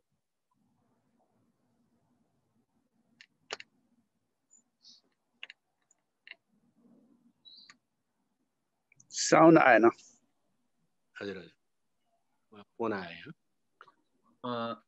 हजुर निरन्तर काममा छौँ र हामी अगाडि नै बढेका छौँ। हामीले अब केही समय पछाडि नै हामी औपचारिक रूपमा यसलाई बाहिर ल्याउने, घोषणा गर्ने इत्यादि प्रक्रियामा हुन्छौँ। मैले अहिले संक्षिप्त छोटो यति मात्रै भने। अब जहाँसम्म एउटा प्रश्न छ त्यो के भन्दाखेरि चाहिँ नवउदारवाद नेपालका सन्दर्भमा काम लाग्छ त भने नवउदारवाद संसारको कुनै पनि सन्दर्भमा काम लाग्दैन, नेपालमा मात्रै किन र? नवउदारवादले के गर्छ भने उत्पीडित राष्ट्रहरूका सम्पूर्ण प्राकृतिक स्रोत र उद्योग धन्दाहरू बहुराष्ट्रिय कम्पनीको हातमा लैजान्छ हैन। राष्ट्रिय पुँजीपति वर्गलाई नष्ट गर्छ र त्यसले राष्ट्रिय पुँजीपति वर्गलाई दलाल पुँजीपति वर्गमा रूपान्तरण गर्छ। त्यसले किसानहरूको आत्मनिर्भर अर्थतन्त्रलाई खत्तम पार्छ र त्यसलाई सिङ्गो विश्व बजारसँग जोडेर त्यसलाई चाहिँ तन्नम बनाइदिन्छ हैन। मजदुरहरूको चाहिँ हडताल गर्ने अधिकार, मजदुरहरूको चाहिँ स्थायी हुने अधिकार सबैलाई कटौती गर्छ र कि त कन्ट्याक्ट सिस्टममा लैजान्छ कि त त्यसले चाहिँ ज्यालादारी सिस्टममा लैजान्छ र चाहिँ सम्पूर्ण मजदुरहरूलाई ट्रेड युनियन अधिकारबाट वञ्चित गर्छ। र नवउदारवादले अन्तमा गरे के हो त भने संसारको 92% पुँजी निश्चित 2% मान्छेहरूको कब्जामा अहिले पुर्यायो भने त उनीहरूकै रेकर्ड छ नि। त्यसकारण नवउदारवाद चाहिँ नेपालको सन्दर्भमा मात्रै होइन, विश्वव्यापी अर्थतन्त्रको सन्दर्भमा नै यो मुठ्ठीभर पुँजीपतिहरू हिउँदै जाने र बहुसंख्यक मानिसहरू चाहिँ तन्नम हुँदै जाने, खत्तम हुँदै जाने व्यवस्था नै हो, अर्थ प्रणाली नै हो, त्यो गर्नुपर्छ। अब धेरै कुरा त मैले भने जस्तो लाग्छ।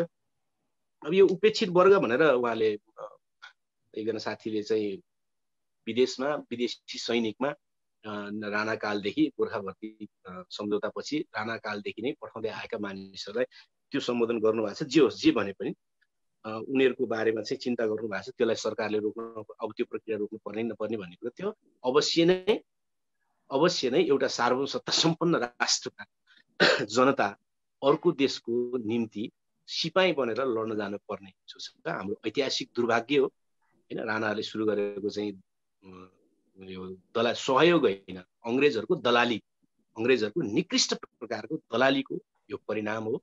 त्यसको बारेमा त हामी लामो समयदेखि गोर्खा भर्ती केन्द्र सन्धि खारेज हुनुपर्छ, आत्मसम्मानपूर्वक नेपालीहरू वार्ता पाउनुपर्छ भन्ने मुद्दा उठाएकै छन्, सबैले उठाएकै छन्। अब जहाँसम्म चाहिँ अहिले चाहिँ नेपालीहरू जो विभिन्न ग्रीन कार्ड हो अथवा पिआर हो अथवा त्यस्ता पनि बेलायतमा पनि जो नागरिक बन्ने स्थिति बनेको छ, उनीहरूको हकमा चाहिँ नेपालको नागरिकता चाहिँ किन नहुने भन्ने जुन प्रश्न छ, स्वाभाविक रूपमा संसारभरिको आम प्रचलनको कुरा गर्ने हो भने नागरिकता चाहिँ एक देशको मात्रै हुन्छ हैन, दुईटा देशको नागरिकता संसारभरि कहीँ पनि हुँदैन हैन। त्यसकारणले एउटा देशको नागरिक हुन्छ, जो नेपालको हुनसक्छ, इन्डियाको हुनसक्छ, नेपालको हुनसक्छ, अमेरिकाको हुनसक्छ, नेपालको हुनसक्छ, बेलायतको हुनसक्छ, एउटा देशको नागरिकता हुन्छ। अर्को देशमा चाहिँ तर विशेष व्यवस्थाहरू हुन्छ। विशेष व्यवस्था भनेको यस्तै हैन, नेपालीहरू विदेशमा लड्न जानु परेको कारण त्यहाँ नागरिकता पनि प्राप्त गर्ने स्थिति भयो, तर नेपालसँगको सम्बन्ध छैन, संस्कृति, आफ्नो भूमिथलो, आफ्नो प्रेम पनि टुटेको छैन भने उनीहरूलाई नेपालभित्रका नागरिकहरूले पाउने मध्ये अधिकांश अधिकारहरू चाहिँ नेपालभित्र प्राप्त हुने र राजनीतिक अधिकार मात्रै प्राप्त नहुने व्यवस्था यो संसारभरि प्रचलन छ। त्यस प्रकारको व्यवस्था नै गर्नुपर्ने हुन्छ जस्तो मलाई लाग्छ। त्यो त्यस विषयमा नपु विषयमा अझै छलफल जारी राखौँला। अब आयो यो दलितहरूको बारेमा पनि एउटा प्रश्न आयो कि केही समय अगाडि पश्चिम नेपालमा मारियो। पश्चिम नेपालमा मात्रै होइन, तराईमा पनि अहिले 11 जना जति मान्छे यो 2 महिनाको विषयमा मारिसकेका छ, कसैलाई पुलिसको कस्टडीभित्र, कसैलाई बाहिर। त्यसकारण नेपालभरि नै एक प्रकारको दलितहरूको विरुद्धमा एक प्रकारको चाहिँ हत्या, हिंसा, अत्याचार, बलात्कार बढेर गएको छ। त्यस सन्दर्भमा चाहिँ यो सबै हेर्दाखेरि पनि राज्यले चाहिँ खास भूमिका खेलेको छैन, अथवा राज्य, मैले अघि नै भने, राज्य चाहिँ जात व्यवस्थामा आधारित छ। जात व्यवस्थामा आधारित भएको हुनाले यो समस्यालाई उसले सामान्य कानुनी प्रक्रियाद्वारा हल गर्न खोज्छ, तर नेपालको सिस्टमलाई, सिङ्गो अर्थतन्त्र, सिङ्गो राजनीति, सिङ्गो सांस्कृतिक सिस्टम अथवा प्रणाली वा व्यवस्थालाई परिवर्तन गर्ने उसले ध्यान दिएको छैन, जसको कारणले यो घटनाहरू निमित्त कारणको रूपमा, निमित्त घटनाको रूपमा बाहिर आइ नै रहेका छन्, भविष्यमा पनि आउनेछन्। यसका विरुद्ध उत्पीडितहरू सबै क्षेत्रका लड्नु जरुरी छ, सङ्गठित हुनु जरुरी छ, त्यो प्रक्रियामा उनीहरू छन् पनि। अब जहाँसम्म चाहिँ यो व्यवस्था अन्तर्गत न्याय पाउला नि त भन्दाखेरि यही व्यवस्था अन्तर्गत उनीहरूले न्याय पाउने सम्भावना एकदम कमजोर छ। त्यसकारणले उनीहरूको, नेपालका उत्पीडितहरूको आन्दोलनलाई अब आफ्नो उत्पीडितको खास मुद्दामा मात्रै होइन, बरु राजनीतिक व्यवस्था नै परिवर्तनको मुद्दामा समेत लिएर जानुपर्ने आवश्यकता जन्मिसकेका छ। त्यो विषयमा चाहिँ व्यापक छलफल हामी सबैले गरौँ।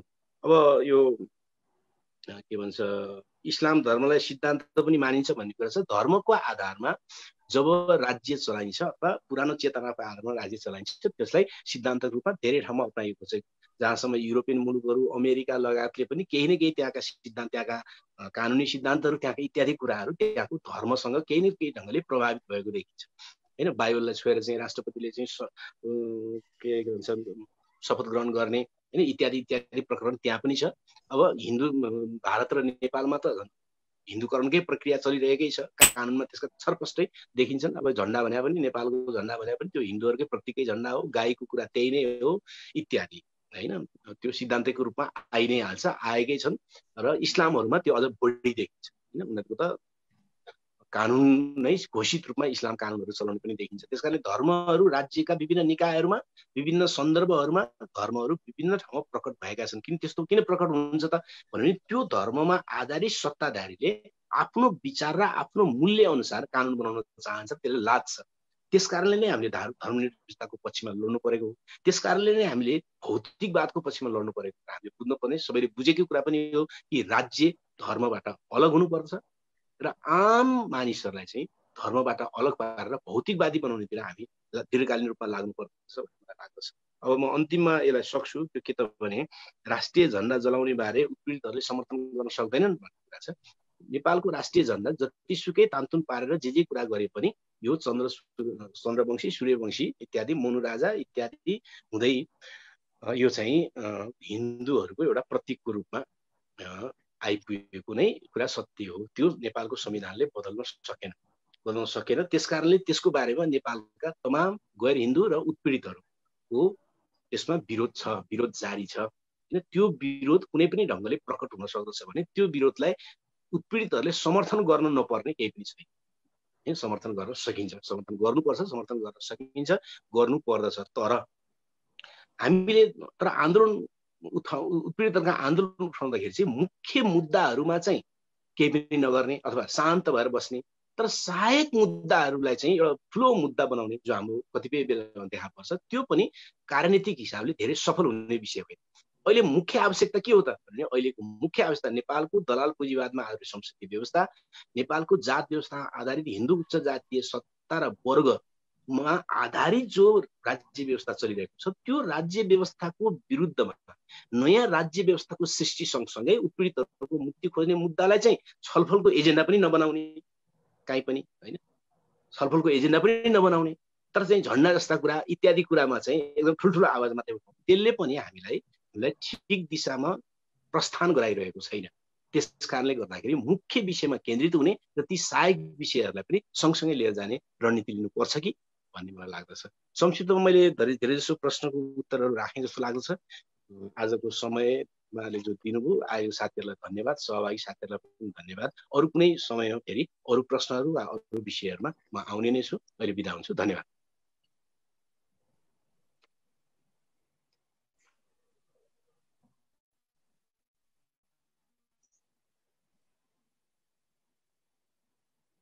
मासेजीको अनम्युट गर्नु होला, तपाईको म्युट छ। मासेजी बोल्नु भएको छ, तपाईको अनम्युट छ, म्युट गर्नु होला। अब सुन्दै हुनुहुन्छ? सरी, हवस्, म म्युट रहेछु। आहुतिज्यूलाई धेरै धेरै धन्यवाद। धेरै थाक्नुभयो जस्तो छ, पसिना नै छुट्यो होला हाम्रो 12 वटा प्रश्नको। एउटा प्रश्न छुटेछ उत्तर है। मूलवासी र आदिवासी यो के एउटा आएको थियो होइन, त्यो हजुरले प्रश्न गरिदिनु होला। अनि म पनि एउटा प्रश्न राखिहाल्नु पर्यो, यतिखेर आफूले सञ्चालन गरेको छु। मेरो चाहिँ छोटो छ। यो जुन 70 को विशेष गरेर 80 को दशकदेखि जुन जोन फ्राङ्क लियोटार्डले लेखेको होला पोस्ट मोडर्न कन्डिसन पुस्तकमा यो विज्ञान असफल भएको भन्ने कुरा छ। त्यो चाहिँ अब जुन अहिले यो रोग व्याधि अपराध यो आतंकवाददेखि लिएर होइन विभिन्न पर्यावरणीय नाशहरूको रेफर गर्दै उनले चाहिँ त्यो पुस्तक पढ्नु भएको होला हजुरले। विज्ञान फेल भयो, जस्ट ग्रान्ड मेटा न्यारेटिभको कुरा छ, हजुरलाई थाहा छ त्यो भन्ने छ। अनि यो वास्तवमा विज्ञान फेल भएको हो कि पुँजीवाद फेल भएको दाइ, यो एकचोटि सम्झाइदिनु न दाइ, त्यसपछि हामी कार्यक्रम दुईटा प्रश्न कुरा गरौँ है। अघि चाहिँ म सुरेन्द्र, नमस्ते। एक सेकेन्ड है, म प्रश्न त होइन। आवतेजी नमस्कार है। मैले तपाईँको पुरा सुनेको छु सुरुदेखि अन्त्यसम्म। अन्त आवतेजीसँग मेरो धेरै लामो परिचय नै हो र उहाँ र मेरो बिचमा धेरै लामो डिस्कसन पनि भएको छ यो नागरिकताको सम्बन्धमा। आज अलिकति उहाँको विचार परिवर्तन हुन्छ कि भन्ठानेको त्यो भएको रहन्छ। अब यो तपाईँको आफ्नो कुरो रह्यो, तर एउटा कुरो तपाईँले नागरिकता भनेको एउटा देशको मात्रै हुन्छ, संसारको सबैको। एउटा देशको नागरिकता भएपछि अर्कोको हुन्न भन्नुभयो, त्यो चाहिँ गलत छ। संसारका आधाभन्दा बढी देशका कानुनले चाहिँ, देशको कानुनले दोहोरो नागरिकता या दोहोरो तेह्रो धेरैवटा बहुनागरिक प्रथा चाहिँ कायम छ। त्यति जानकारी दिउँ भनेर मात्रै। धन्यवाद सुरेन्द्र। थ्याङ्क यू हजुरहरू सुरेन्द्रजीलाई धेरै धेरै धन्यवाद। आउती दाजु हजुरलाई अघि एउटा प्रश्न थियो, त्यो खस आर्य बाहेक चाहिँ मङ्गोलियनहरूलाई मात्रै आदिवासीमा राखेको भन्ने बारे थियो। पहिलो कुरा चाहिँ नेपालमा मङ्गोलियन भन्ने अवधारणा कहाँबाट आयो बुझ्नुपर्ने हुन्छ एउटा होइन। यो चाहिँ संयुक्त राष्ट्रसङ्घको सम्भवतः 1952 यस्तै एउटा सम्मेलन, यस्तै एन्थ्रोपोलोजीसँग सम्बन्धित सम्मेलन भएपछि त्यो सम्मेलनबाट संसारभरिका 4वटा रेसहरू अथवा जाति वा मानव प्रजातिहरूको बारेमा नामाकरण गर्ने काम भएको हो। त्यसमा एउटा चाहिँ अब ककेसियाली होइन, त्यही ककेसियालीलाई कसैले आर्य, कसैले के भन्छन्। ककेसियाली जसको नाक अलि धारिलो, अलि अग्लो, अलि गोरो वर्णको, आँखाहरू चाहिँ बदामी अथवा लाम्चा होइन भएको एउटा मानव वंश त्यसलाई मानिएको हो। अर्को चाहिँ आस्ट्रो द्रविड हैन, आस्ट्रिक र द्रविड। द्रविड भनेको चाहिँ भारतमा रहेका, जसको चाहिँ नाक बुच्चो, जसको रङ्ग चाहिँ पहेँलो र रातो, हल्का गौँगोरो पनि भन्न सकिन्छ, जसको चाहिँ नाक बुच्चो, यस प्रकारको समुदाय द्रविड भन्यो। तर आस्ट्रो द्रविडलाई सँगै आस्ट्रो भनेको अस्ट्रेलियाली आदिवासीहरू। आस्ट्रो द्रविडलाई सँगै किन राखियो भन्दाखेरि अस्ट्रेलिया र भारत चाहिँ लामो समय अगाडि चाहिँ एउटै थियो, जोडिएको थियो त्यो भूमि, र त्यो भूमि छुट्टिने क्रम सँगै त्यही द्रविडहरू चाहिँ दुईतिर, कोही अस्ट्रेलियामा परे कोही इन्डियामा परे हुनाले इन्डियातिर परेकाहरू चाहिँ द्रविडेनहरू र अस्ट्रेलियामा परेकाहरू आस्ट्रिकहरू भनेर भनियो। र आस्ट्रो द्रविडलाई एउटा मानव शाखाको रूपमा, एउटा रेसको रूपमा राखियो, परिभाषित गरियो। र तेस्रो चाहिँ निग्रो अथवा अफ्रिकन कालाहरूको सन्दर्भमा तेस्रो प्रजाति मानियो। र चौथो प्रजाति चाहिँ अनि मङ्गोलियन भनेर भनियो। त्यसलाई उत्पत्ति थलो मङ्गोलियाको रूपमा विस्तार गरेर भनिएको कुरा हो। र त्यसमा केही साथीहरूले भन्छन् कि त्यति बेला चाहिँ चीनमा चिनिया क्रान्ति भएको थियो र माओ सेतुङहरूलाई चाहिँ पश्चिमाहरूले चाहिँ असाध्यै मन पराउँदैन थिए पुँजीवादीहरूले, र चाहिँ त्यति बेला चङ्गेज खाँ टाइपका हैन इत्यादि खालका चाहिँ मङ्गोल शासकहरूले अथवा त्यहाँको शासकहरूले चाहिँ दुनियाँभरि एक समयमा चाहिँ रजाइ गरेका थिए र युरोपियनहरूले उनीहरूलाई राक्षसका रूपमा अथवा चाहिँ एकदम खराब भिलेनका रूपमा चित्रण गर्थे। त्यसकारणले गर्दाखेरि चाहिँ तिनीहरूसँग सम्बन्धित मान्छेहरूको रूपमा एउटा चाहिँ अलि अपहेलना गरेर चाहिँ मङ्गोलियन भनेर नामाकरण पनि दिएको हो कि भन्ने केही समाजशास्त्रीहरूको तर्क पनि छ। जे होस्, संयुक्त राष्ट्रसङ्घको 1952तिरको सम्मेलनबाट यो 4वटा प्रजातिहरू छुट्याइएको हो। त्योभन्दा अगाडि मङ्गोलियन भन्ने चाहिँ कुनै जाति समुदायको परिचय थिएन। मङ्गोलियनको कस्तो त भने गोलो अनुहार भएको, गोलो आँखा भएको, चिम्सा आँखा भएको, नाकली थेप्सो भएको, त्यस प्रकारको वर्ण वा त्यस प्रकारको चाहिँ शारीरिक आकार भएको मानव समूह भन्ने अर्थमा हो। त्यसकारण संसारमा अहिले मङ्गोलियन भन्ने कुनै जाति छैन, नेसन के नेसन हैन, नेसन। अब मङ्गोलिया भन्ने एउटा देश छ, त्यसभित्रका मानिसहरूले आफूलाई मङ्गोलियन भन्छन्, उनीहरूको नेसनालिटी मङ्गोलियन हो। नेपालको नेपाली, भारतको हिन्दुस्तानी भने जस्तो त्यो अर्कै विषय भयो। तर संसारमा अन्त चाहिँ कहीँ पनि आफूलाई मङ्गोलियन भन्ने राष्ट्रको रूपमा चाहिँ कोही पनि छैन, नेसनको रूपमा कोही पनि छैन। यो एउटा परापूर्व कालको लामो कालको मानव वंशको एउटा त्यान्द्रो भनेको मात्रै हो, त्यहाँ केही पनि होइन। त्यसकारणले मङ्गोलियनहरूलाई चाहिँ आदिवासीमा राखेको भन्ने कुरा होइन। आदिवासीभित्र आफूलाई दाबी गरेको चाहिँ आदिवासीले नै हो, नेपालको आदिवासी वा जनजातिले हो। जस्तो कि तराईका चाहिँ धिमालहरू, तराईको चाहिँ गनगाईहरू हैन, तराईको अब चाहिँ त्यस्तै गरी चाहिँ पहाड थारूहरू, त्यसपछि माझीहरू, दनुवारहरू लगायतका ती मङ्गोलियन हाँगाका पनि होइन, उनीहरू द्रविडियन वा आस्ट्रिक हाँगाका हुन्। त्यसकारणले गर्दाखेरि नेपालको आदिवासीहरू चाहिँ नेपालका जनजातिहरूले आफैले दाबी गरेको हैन। सबभन्दा पहिले जनजाति भनिन्थ्यो हैन, ती जनजाति महासङ्घ, आदिवासी जनजाति महासङ्घको नाम नै पहिला जनजाति महासङ्घ मात्रै थियो नि। युएनले चाहिँ आदिवासी वर्ष मनाउने भनिसकेपछि मात्रै अनि आदिवासी जनजाति बनाएको हो त्यो नाम। त्यसकारणले उनीहरू आफ्नै दाबीले बनाइएको कुरा हो, त्यो अरूले लादेको कुरा होइन। अब जहाँसम्म चाहिँ यो विज्ञान असफल भयो कि पुँजीवाद असफल भयो भन्ने कुरा चाहिँ, विज्ञान असफल कसरी हुने? विज्ञान भनेको त प्रकृतिको नियमहरूलाई मान्छेले पत्ता लगाएको हो, विज्ञान कसैले बनाएको त होइन त्यो हैन। आइन्स्टाइनले ई बराबर एमसी स्क्वायर बनाएका होइन नि, ई बराबर एमसी स्क्वायर पत्ता लगाएको, त्यो त प्रकृतिमै थियो नि हैन। आगो बाल्ने नियम त प्रकृतिमै थियो, आगो बल्ने नियम, निभ्ने नियम हैन, पानी बन्ने नियम, बाढी आउने नियम त प्रकृतिमै छ नि, त्यो प्रकृतिलाई पत्ता लगाएको हो। त्यसकारणले विज्ञान भनेको मानिसले आविष्कार गरेको होइन, मानिसले पत्ता लगाएको प्रकृति हो हैन, पत्ता लगाएको प्रकृति हो। त्यसकारण विज्ञान भनेको प्रकृति नै हो। त्यसकारण प्रकृति असफल हुने भन्ने कसरी हुन्छ, विज्ञान असफल हुने कसरी हुन्छ? कुरा त्यो होइन। त्यो कुरा त्यो उत्तराधिकारवादीहरूले इतिहासको अन्त्य भयो भन्ने तर्कसँगै जोड्नका निम्ति ल्याएको कुरा मात्रै हो, त्यस्तो कुरा मिल्दैन। त्यो होइन, विज्ञानको अन्त्य भएको होइन, पुँजीवाद सङ्कटमा परेको, विज्ञान सङ्कटमा परेको होइन। पुँजीवाद भनेको के हो भने निजी सम्पत्तिमा आधारित समाज, जसको कारणले बहुसङ्ख्यक मान्छेहरूको सम्पत्ति चाहिँ निश्चित मान्छेको हातमा केन्द्रित हुँदै जाने समाज हो। त्यो समाज चाहिँ असफल भएको हो हैन। त्यसले विज्ञान प्रविधिलाई गलत कामका निम्ति पनि प्रयोग गरेर आफूलाई टिक्नका निम्ति प्रयत्न गरिराखेको छ, त्यो अर्कै कुरा हो हैन। त्यसको विरुद्ध, पुँजीवादका विरुद्ध लड्ने मान्छेले विज्ञान प्रविधिलाई जति प्रयोग गर्नुपर्ने थियो त्यो प्रयोग गर्नेतिर ध्यान छैन, त्यो बेग्लै कुरा हो, त्यो चाहिँ बेग्लै कुरा हो। तर विज्ञान अन्त्य हुने, असफल हुने भन्ने हुने, प्रकृति असफल हुने भनेको प्रकृति नाश भएपछि हुन्छ, र प्रकृति नाश भएपछि पनि विज्ञानको अन्त्य हो। किनकि मानव जाति आउनुभन्दा पहिले पनि विज्ञान थियो, प्रकृति थियो। पृथ्वी बन्नुभन्दा पहिले पनि प्रकृति थियो। यो पृथ्वी अन्त्य भएछ भने पनि प्रकृतिको अन्त्य हुँदैन, त्यहाँभित्र नियमहरूको अन्त्य हुँदैन। ती नियम भनेकै त विज्ञान हो। जति मान्छेले थाहा पायो त्यो विज्ञान हो, मान्छेले थाहा नपाएको रहस्य भयो। यसरी बुझ्नुपर्ने हुन्छ। अब जहाँसम्म सुरेन्द्रजीले नागरिकताबारे कुरा गर्नुभयो, नागरिकताबारे विभिन्न प्रकृतिका नागरिकता त भइहाल्छन् नि। नेपालकै अहिले संविधानले नागरिकता अहिले चाहिँ नागरिकता त्यस्तो बनाउनु खोजेको छ नि, जस्तो कि एनआरएनहरूलाई एउटा नागरिकता दिने, एक प्रकारको नागरिकता दिने होइन, त्यसपछि आएर चाहिँ अर्को प्रकारको नागरिकता दिने, अङ्गीकृतहरूलाई अर्को नागरिकता दिने भन्ने छ नि। एनआरएनहरूलाई पनि नागरिकता दिने नै भने हो, तर त्यो नागरिकतालाई यहीँ भोट हाल्नेहरूको नागरिकता एउटै हुन्छ त? कसरी हुन्छ? बेलायतमा पनि गएर भोट हाल्छ, राष्ट्रपति चुन्छ, यहाँ पनि नेपालमा आएर पनि राष्ट्रपति चुन्छ, त्यस्तो नागरिकता हुन्छ त?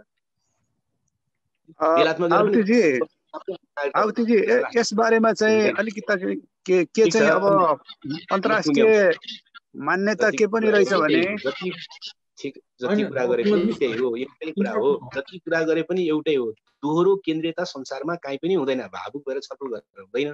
हामी छलफल त गरौँला, यही विषय भएको हुनाले, नागरिकता नै विषय भएको हुनाले अझ बेसी उदाहरणहरू सहित कुरा गर्न सकिन्थ्यो होइन, ठिकै छ। तर जे भए पनि तर एउटा कुरा आवतीजीलाई के रिमाइन्ड गराउन चाहन्छु भनेदेखि अलिकति यो एनआरएन र गोर्खाजहरूको नागरिकता सम्बन्धी चाहिँ केस चाहिँ बेग्लै हो भनेर यहाँले बुझिदिनु होला भन्ने आग्रह गर्दछु। त्यो बुझौँला, त्यो त बुझौँला। गोर्खाहरूमाथि राज्यले गरेको उपेक्षा होइन, सुरुदेखि नै भनौँ न, गोर्खाहरूको निर्माण नै चाहिँ ब्रिटिसहरूको दलाली र राणाहरूको अत्याचारबाट सुरु भयो र अहिले उनीहरूमाथि चाहिँ राज्यले जो उपेक्षा गरिरहेछ त्यो विषय प्रसङ्ग बेग्लै हो। तर आम नागरिकताको विषय बेग्लै हो। त्यो विषय फरक फरक गरेर हेर्न पनि सकिन्छ, हेर्न नसकिने कुरा छैन। हेरौँला। केन्द्रीयता संसारमा political dual system, political dual centralism चाहिँ कहीँ पनि हुँदैन होइन। राजनैतिक दोहोरो केन्द्रीयता भन्ने चाहिँ संसारमा कहीँ पनि हुँदैन। त्यो नहुने कुरालाई चाहिँ त हामीले मान्नुपर्ने हुन्छ। अरू त विविध प्रकृतिका आवश्यकता अनुसार नागरिकताका प्रकारहरू सृजना गर्न सकिन्छ, त्यो गर्नुपर्छ पनि होला। अहिले चाहिँ सकौँ। धन्यवाद।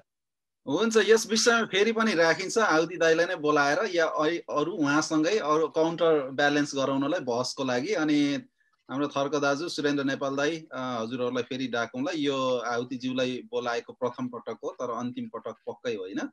आजको कार्यक्रम हाम्रो धेरै नै सफल भयो भन्ने लागेको छ। यहाँहरू सबैलाई धैर्यताका साथ कार्यक्रममा बसिदिनु भयो, आवतीज्यूलाई सुनिदिनु भयो। म अध्यक्षज्यू जङ्ग सुनारज्यूको तर्फबाट, उहाँ अहिले आफै पनि बोल्नुहुन्छ, अनि हाम्रो नेपाल आदिवासी जनजाति महासङ्घमा आबद्ध महिला महासङ्घ लगायत 10 वटा जातीय संस्थाको तर्फबाट आवतीज्यूलाई र सम्पूर्ण आगन्तुक र विश्वभरिबाट हेरिराख्नुभएका सुनिराख्नुभएका दर्शक तथा श्रोताहरूलाई धेरै धेरै धन्यवाद छ।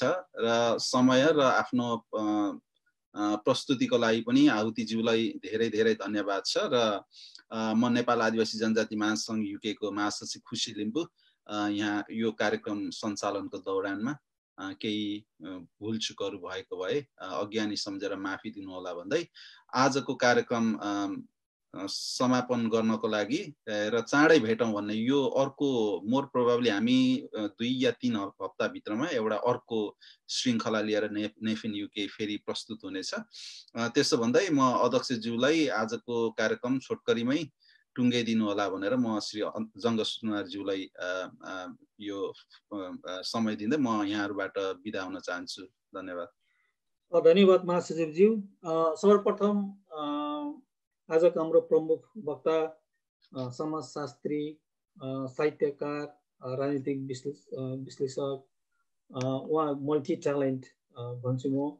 आज उहाँलाई हामीले निमन्त्रणा गरेका थियौँ र हाम्रो निमन्त्रणा स्वीकार गरेर र तपाईँले आफ्नो बहुमूल्य समय दिनुभएकोमा र यहाँ हाम्रा जति पनि उपस्थित मित्रहरूको जिज्ञासाहरूको उत्तर दिनुभयो र त्यसमा नेफिन युकेले तपाईँलाई हाम्रो तर्फबाट धेरै धेरै हार्दिक धन्यवाद ज्ञापन गर्न चाहन्छौँ।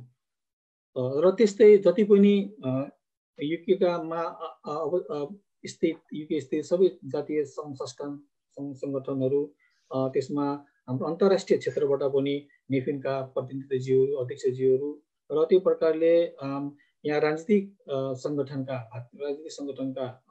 सबै मित्रहरू र यहाँ हाम्रो सुरेन्द्रजी पनि हुँदो रहेछ, उहाँ लगायत जति पनि हामीलाई पछाडिबाट मद्दत गर्नुहुने जगन कार्कीज्यू र यहाँ पत्रकार यहाँ हुनुहुन्थ्यो, रेडियो हिमालय रेडियो, जति पनि तपाईँहरू यहाँ आफ्नो समयलाई फालेर भए पनि हाम्रो नेपिन युपिएको निमन्त्रणा स्वीकार गरेर आइदिनु भएकोमा यहाँहरूलाई नेपिन युपी सबैलाई सम्पूर्णलाई धन्यवाद दिन चाहन्छु। र वास्तवमा यो जुम मिटिङ, हाम्रो यो जुम भर्चुअल संवाद चाहिँ एक किसिमले यसले यो कोरोनाको कारणले गर्दाखेरि हामीलाई यो जुम मिटिङ मार्फत सम्पूर्ण संसारमा छरिएका जति पनि आफन्त सङ्गठन व्यक्तित्वहरूलाई चाहिँ हामीले एउटा कम्प्युटरमा जोडेर संवाद गर्ने एउटा जुन कोभिडले अवसर दिएको छ। हुन त कोभिडले मानवीय क्षति त पुऱ्याएकै नै छ र यो चाहिँ एउटा नयाँ प्रविधिको कारणले गर्दाखेरि हामीहरू एक ठाउँमा यसरी आएर संवाद गर्ने एउटा अवसर हामीले प्रदान गरेको छ। तर यदि यो नहुनु हो त अहिले जस्तो कोभिड-19 नहुनु त युकेमा अब नेपिन युके पनि व्यस्तमै हुन्थ्यो, आफ्नो कार्यक्रम गर्नु पर्थ्यो, हिँड्नु पर्थ्यो, जानु पर्थ्यो र यसरी सबैलाई जम्मा गर्ने चाहिँ अवसर हुँदैन थियो, यसरी भेट्नु पनि अवसर हुँदैन थियो। र अहिले चाहिँ यो जुम मार्फत संसारभरि नै हाम्रो नेपालदेखि लिएर संसारभरि जति सङ्घ सङ्गठनहरू छ, पहिला वास्तवमा यो जुम चाहिँ थियो, पहिला थियो। यो कोभिड-19 हुनुभन्दा पहिला पनि थियो, ठुल्ठुलो कम्पनीहरूमा ठुल्ठुलो संस्थाहरूमा चाहिँ चलाउँथ्यो, यो चाहिँ टेलिकन्फरेन्स भन्छ त्यसलाई होइन। तर यो चाहिँ पछि कोभिड-19 पछि साना सङ्गठनहरूले चलाउन थाल्यो। र यसरी भनिरहँदाखेरि चाहिँ आजको जुन हाम्रो विषय थियो त्यो विषयमा चाहिँ छलफल गरिदिन हुन हाम्रो हयतीज्यूले चाहिँ प्रस्ताव पारिदियो भन्ने मलाई लाग्छ। र जति पनि यहाँ उपस्थित हाम्रा मित्रहरू को जति पनि प्रश्नहरू थियो उहाँले तपाईँहरूको प्रश्नको जवाब राम्रैसँग दियो भन्ने मलाई लागेको छ। र वास्तवमा आदिवासी जनजाति महासङ्घ युकेमा स्थापित भएको 2009 सालदेखि हो र हामी विदेशमा बसे तापनि हाम्रो यहाँ कर्मभूमिमा भए पनि हाम्रो मन चाहिँ मातृभूमिमा छ। हामी जहिले पनि नेपालका जति पनि राजनीतिक गतिविधिदेखि लिएर राजनीतिक परिवर्तनदेखि लिएर हामीले यहाँ दिने पछि बरु मलाई कस्तो लाग्छ भने नेपालको जति पनि बसोबास गरेका दाजुभाइ भन्दा विदेशमा बसेका दाजुभाइले चाहिँ धेरै अपडेट हामीले गरेको महसुस हामीले गरेको छौँ। नेपालको प्रत्येक घटनाहरू यो सामाजिक सञ्जालमा, फेसबुकमा या त युट्युब मार्फत हामी जहिले पनि हामीले अध्ययन गरिरहेको छ। निकै चासो हुन्छ हामीलाई नेपालमा के भइरहेको छ भनेर। त्यो भएर पनि अब यहाँ हाम्रो कति दाजुभाइहरू यहाँ बराजी सङ्गठनका यहाँको अरू के सामाजिक संस्था उहाँहरूको जिज्ञासाहरू कति छन् प्रश्न सोध्नुपर्ने, तर सम्भव नभएको अवस्थामा यसरी आज हामीले चाहिँ आहुतिज्यूलाई बोलाएर उहाँ मार्फत चाहिँ हामी सुन्ने हाम्रो चाहना थियो, जिज्ञासा थियो, जुन जिज्ञासा चाहिँ आज पुरा भएको छ, सफल भएको छ भन्ने लागेको छ। र यसरी भनिरहँदाखेरि पनि अब जुन नेपालमा अहिले सङ्घीय नाममा चाहिँ सङ्घीय लोकतान्त्रिक गणतन्त्र भनेर चाहिँ जुन संविधानमा चाहिँ लेखेको अवस्थामा हामीलाई अझै पनि यो सङ्घीयताको विषयमा पनि वास्तवमा सरकारले सङ्घीयताको पूर्ण नियम उसको मूल्य मान्यता अनुसार चलाएकै छैन। लोकतान्त्रिक भन्नु मात्रै नाम हो एउटा पहिलादेखि नै। पहिला राजाको पालामा पनि यो उनीहरूले राज संस्था हुँदाखेरि पनि यो शासन लोकतन्त्र छ भन्थ्यो कि पहिला पनि। तर त्यो पनि अहिले यो लोकतन्त्र पक्का लोकतन्त्र पनि छैन, किनभने हामीले बोलिरहेको जुन अवस्था छ, जुन बोलिरहेको कुराहरू पनि उहाँले लिनुहुन्न, सुन्नै चाहनुहुन्न। कस्तो लोकतन्त्र हो? उहाँलाई हाम्रो विपक्षी कुराहरूमा यो भनौँ आदिवासी जनजातिको कुराहरू यो पहिचान भन्ने शब्द उहाँले सुन्नै चाहनुहुन्न। कस्तो खालको लोकतन्त्र हो? अब फेरि अर्को गणतन्त्र हो। गणतन्त्र चाहिँ हामीले फाल्यौँ, राज संस्था फाल्यौँ, गणतन्त्र आयो। तर गणतन्त्र आउँदाखेरि पनि अहिले फेरि पक्षगमन भएर पछाडि फर्केको अवस्था छ। अनि यो हामीले जुन सङ्घीय लोकतान्त्रिक गणतन्त्र भनिरहँदाखेरि चाहिँ मलाई चाहिँ यो जुन नाम छ त्यो नाम अनुसारको काम भएको छ जस्तोमा हामीलाई लागेको छैन। अब जहिले पनि अब चुनाव आउँछ, जहिले पनि चुनाव आउँदाखेरि जहिले पनि यो उत्पीडित वर्गको मुद्दा लिएर चाहिँ उहाँले त्यो नाम मात्र उनीहरूको मुद्दा एजेन्डा चाहिँ राख्नुहुन्छ। अब आदिवासी जनजातिको होस् या दलितको होस् या मधेसीको होस्, जहिले पनि यो राजनीतिक सङ्गठनहरूले चाहिँ उनीहरूले चाहिँ यो एजेन्डा उठाएर लानुहुन्छ। जस्तो पहिला सङ्घीयता कुरा गर्दाखेरि सबैले सङ्घीयता स्वीकारेकै थियो वास्तवमा। उनीहरूले भित्री रूपमा नस्वीकार तापनि बाहिर रूपमा उनीहरूको यो एमालेको त एजेन्डामै थियो। उनीहरूको एजेन्डा उनीहरूले के भनेको थियो भने पहिचान पनि भेटिने, जातीय द्वन्द्व पनि मेटिने भनेर उनीहरूले यो एजेन्डा लगेर चुनाव लडेको त हो। तर उनीहरूले आखिरमा गएर यो जुन जब उनीहरू सत्तामा पुग्यो तर अहिले पहिचानको नाम पनि उहाँले चाहनुहुन्न। अब त्यस्तै उनीहरूले नै संहिता भइसकेपछि पहिचानको 5 आधार र संहिताको 4 आधार भनेर चाहिँ उहाँले यो संहिता निर्माण गरेको होइन। तर खोइ त अहिले पहिचानको 5 आधारमा जुन संहिता निर्माण हुनुपर्ने खोइ त्यो निर्माण भएको छ, त्यो पनि छैन। त्यो भएको हुनाले गर्दाखेरि यहाँ संहिताको नाम मात्रै छ। र अब अहिले जुन बहुमत दुई तिहाई बहुमत सरकार जुन अहिले नेपालमा छ, उनले चाहे पनि उनले जे पनि गर्न सक्छ। उनीहरूले जे गर्न सक्छ। तर चाहिँ अहिले जति पनि यो उत्पीडित वर्ग परि यो कुरामा त हाम्रो आवतीज्यूले स्पष्ट पारिसकेको अवस्था छ। अहिले जति पनि नयाँ संविधान जब जारी भयो, यो नयाँ संविधानले कसैले हाम्रो मुद्दाहरू, हाम्रो चाहनाहरू, हाम्रो जति पनि आन्दोलनका उपलब्धिहरू यसले चाहिँ सुनिश्चित गरेको छैन। अब आदिवासीको कुरा हाम्रो चाहिँ सांस्कृतिक भाषिक विविधता चाहिँ भइरहेको छ। अब हाम्रो आदिवासी जनजातिको अझै पनि विधा कटौती, हामी पाइरहेको विधा सुविधाहरू पनि अहिले कटौती भइरहेको अवस्था छ। अब नेवारको अस्ति पनि आन्दोलन भयो नेपालको यो सांस्कृतिक भूमि थियो। साथै भूमिमा उनले हडपेर त्यहाँ एउटा सडक निर्माण गर्ने भनेर चाहिँ विकासको लागि हुन चाहिँ उनीहरूले हडपेर त्यहाँ एउटा सांस्कृतिक धरोहर जस्तो भूमिमा आक्रमण गरेको छ। त्यही प्रकारले यो अस्ति चितवनमा पनि अस्ति आगजनी गरिदियो यो चेपाङ जातिहरूको। उहाँको घर हो त्यो चेपाङ जाति भनेको, उनीहरूको बसोबास गर्ने ठाउँ हो जङ्गल भए तापनि। तर उनीहरूले चाहिँ उठीबास गर्ने, त्यसको नाममा पनि फेरि उसले सेनाले एकजना त्यहाँका चेपाङहरूलाई मार्यो। यो अत्याचार कहिलेसम्म सहने हो? त्यसैले हामीहरू जति पनि अहिले हुनु त आदिवासी जनजातिहरूको जुन मुद्दा छ त्यो अलिक फितलो भइरहेको अवस्था छ भनिरहेको पनि छ अहिले आदिवासी मुद्दा हरायो भनेर। तर हामी के भन्न चाहन्छौँ भने आदिवासी जनजातिको मुद्दा चाहिँ हराएको छैन। हामी आज आन्दोलनमा छौँ। यो आजको हामीले जुन मिटिङहरू जुन गरिरहेको छौँ यो पनि आन्दोलनको स्वरूप हो।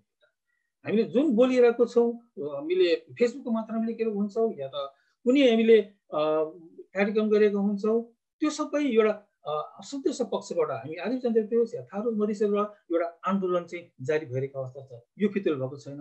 मात्रै यहाँ के भएर चाहिँ एउटा कस्तो भने यो ज्वालामुखी हुन्छ नि होइन, ज्वालामुखी चाहिँ यो भित्र चाहिँ आगो बलिरहेको हुन्छ ज्वालामुखी, त्यो माथि कहिले आऊ भनेर एउटा अवसर उनीहरूले खोजिरहेको हुन्छ। र एक दिन त्यो ज्वालामुखी त फुट्छ नि, फुटेर माथि आउँछ नि। त्यस्तै छ अहिले त हाम्रो नेपालको अवस्था।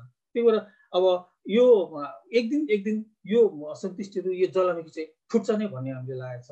र हामी जति पनि विदेशमा बसेका हामीहरू आदिवासी जनजातिका यो संस्था छ, हाम्रो नेफिनहरू छ, उनले अहिले हामीले फेरि के गरिरहेको छ भने एउटा आदिवासी जनजाति अन्तर्राष्ट्रिय समन्वय समिति हामीले एउटा खडा गरेको अवस्था छ। हामीले त्यो भनेको के हो भनेदेखि जति पनि अन्तर्राष्ट्रिय क्षेत्रमा हाम्रो अहिले 22वटा नेफिनहरू सरकार जानकारी दिउँ। अहिले 22वटा नेफिन चाहिँ अहिले महासङ्घ चाहिँ आदिवासी जनजाति महासङ्घ चाहिँ 22वटा देशमा चाहिँ छरेको छ। अहिले हामीले त्यो आदिवासी को जति पनि महासङ्घ छ त्यसलाई चाहिँ एक ठाउँमा लिएर एकबद्धता एउटा सङ्गठन बनाउने एउटा हाम्रो एउटा संस्था यो अन्तर्राष्ट्रिय आदिवासी जनजाति समन्वय समितिले खडा गरेको छ। अब यसबाट पनि हामीले वृहत रूपमा चाहिँ हामी नेपालमा केही सघाउँछ भन्ने हामीलाई लागेको छ। र यो क्रम चाहिँ हामीले नेपालको केन्द्र आदिवासी जनजाति महासङ्घसँग यो कुरा हाम्रो वार्तालाप भइरहेको तपाईँहरूलाई जानकारी दिन चाहन्छु। र अब धेरै अब नबोल्दै फेरि अन्तमा यहाँहरू जति पनि यसरी आज यो हाम्रो नेफिनको निमन्त्रणामा हाम्रो वक्ता आहुतिज्यूको कुरालाई सुनिदिएर उहाँ अब तपाईँको जिज्ञासा राख्नुभयो र तपाईँको जिज्ञासाको चाहिँ उत्तर नै पाउनुभयो भन्ने आशा गरेको छौँ।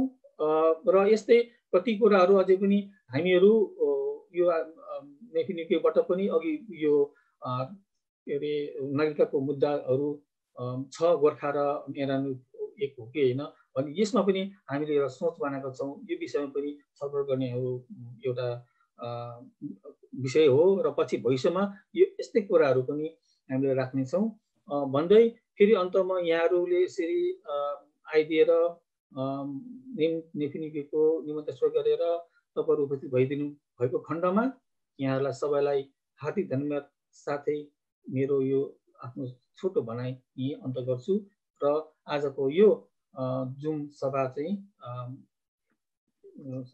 अन्त भएको म घोषणा गर्दछु। धन्यवाद। हजुरहरू सबैलाई धन्यवाद।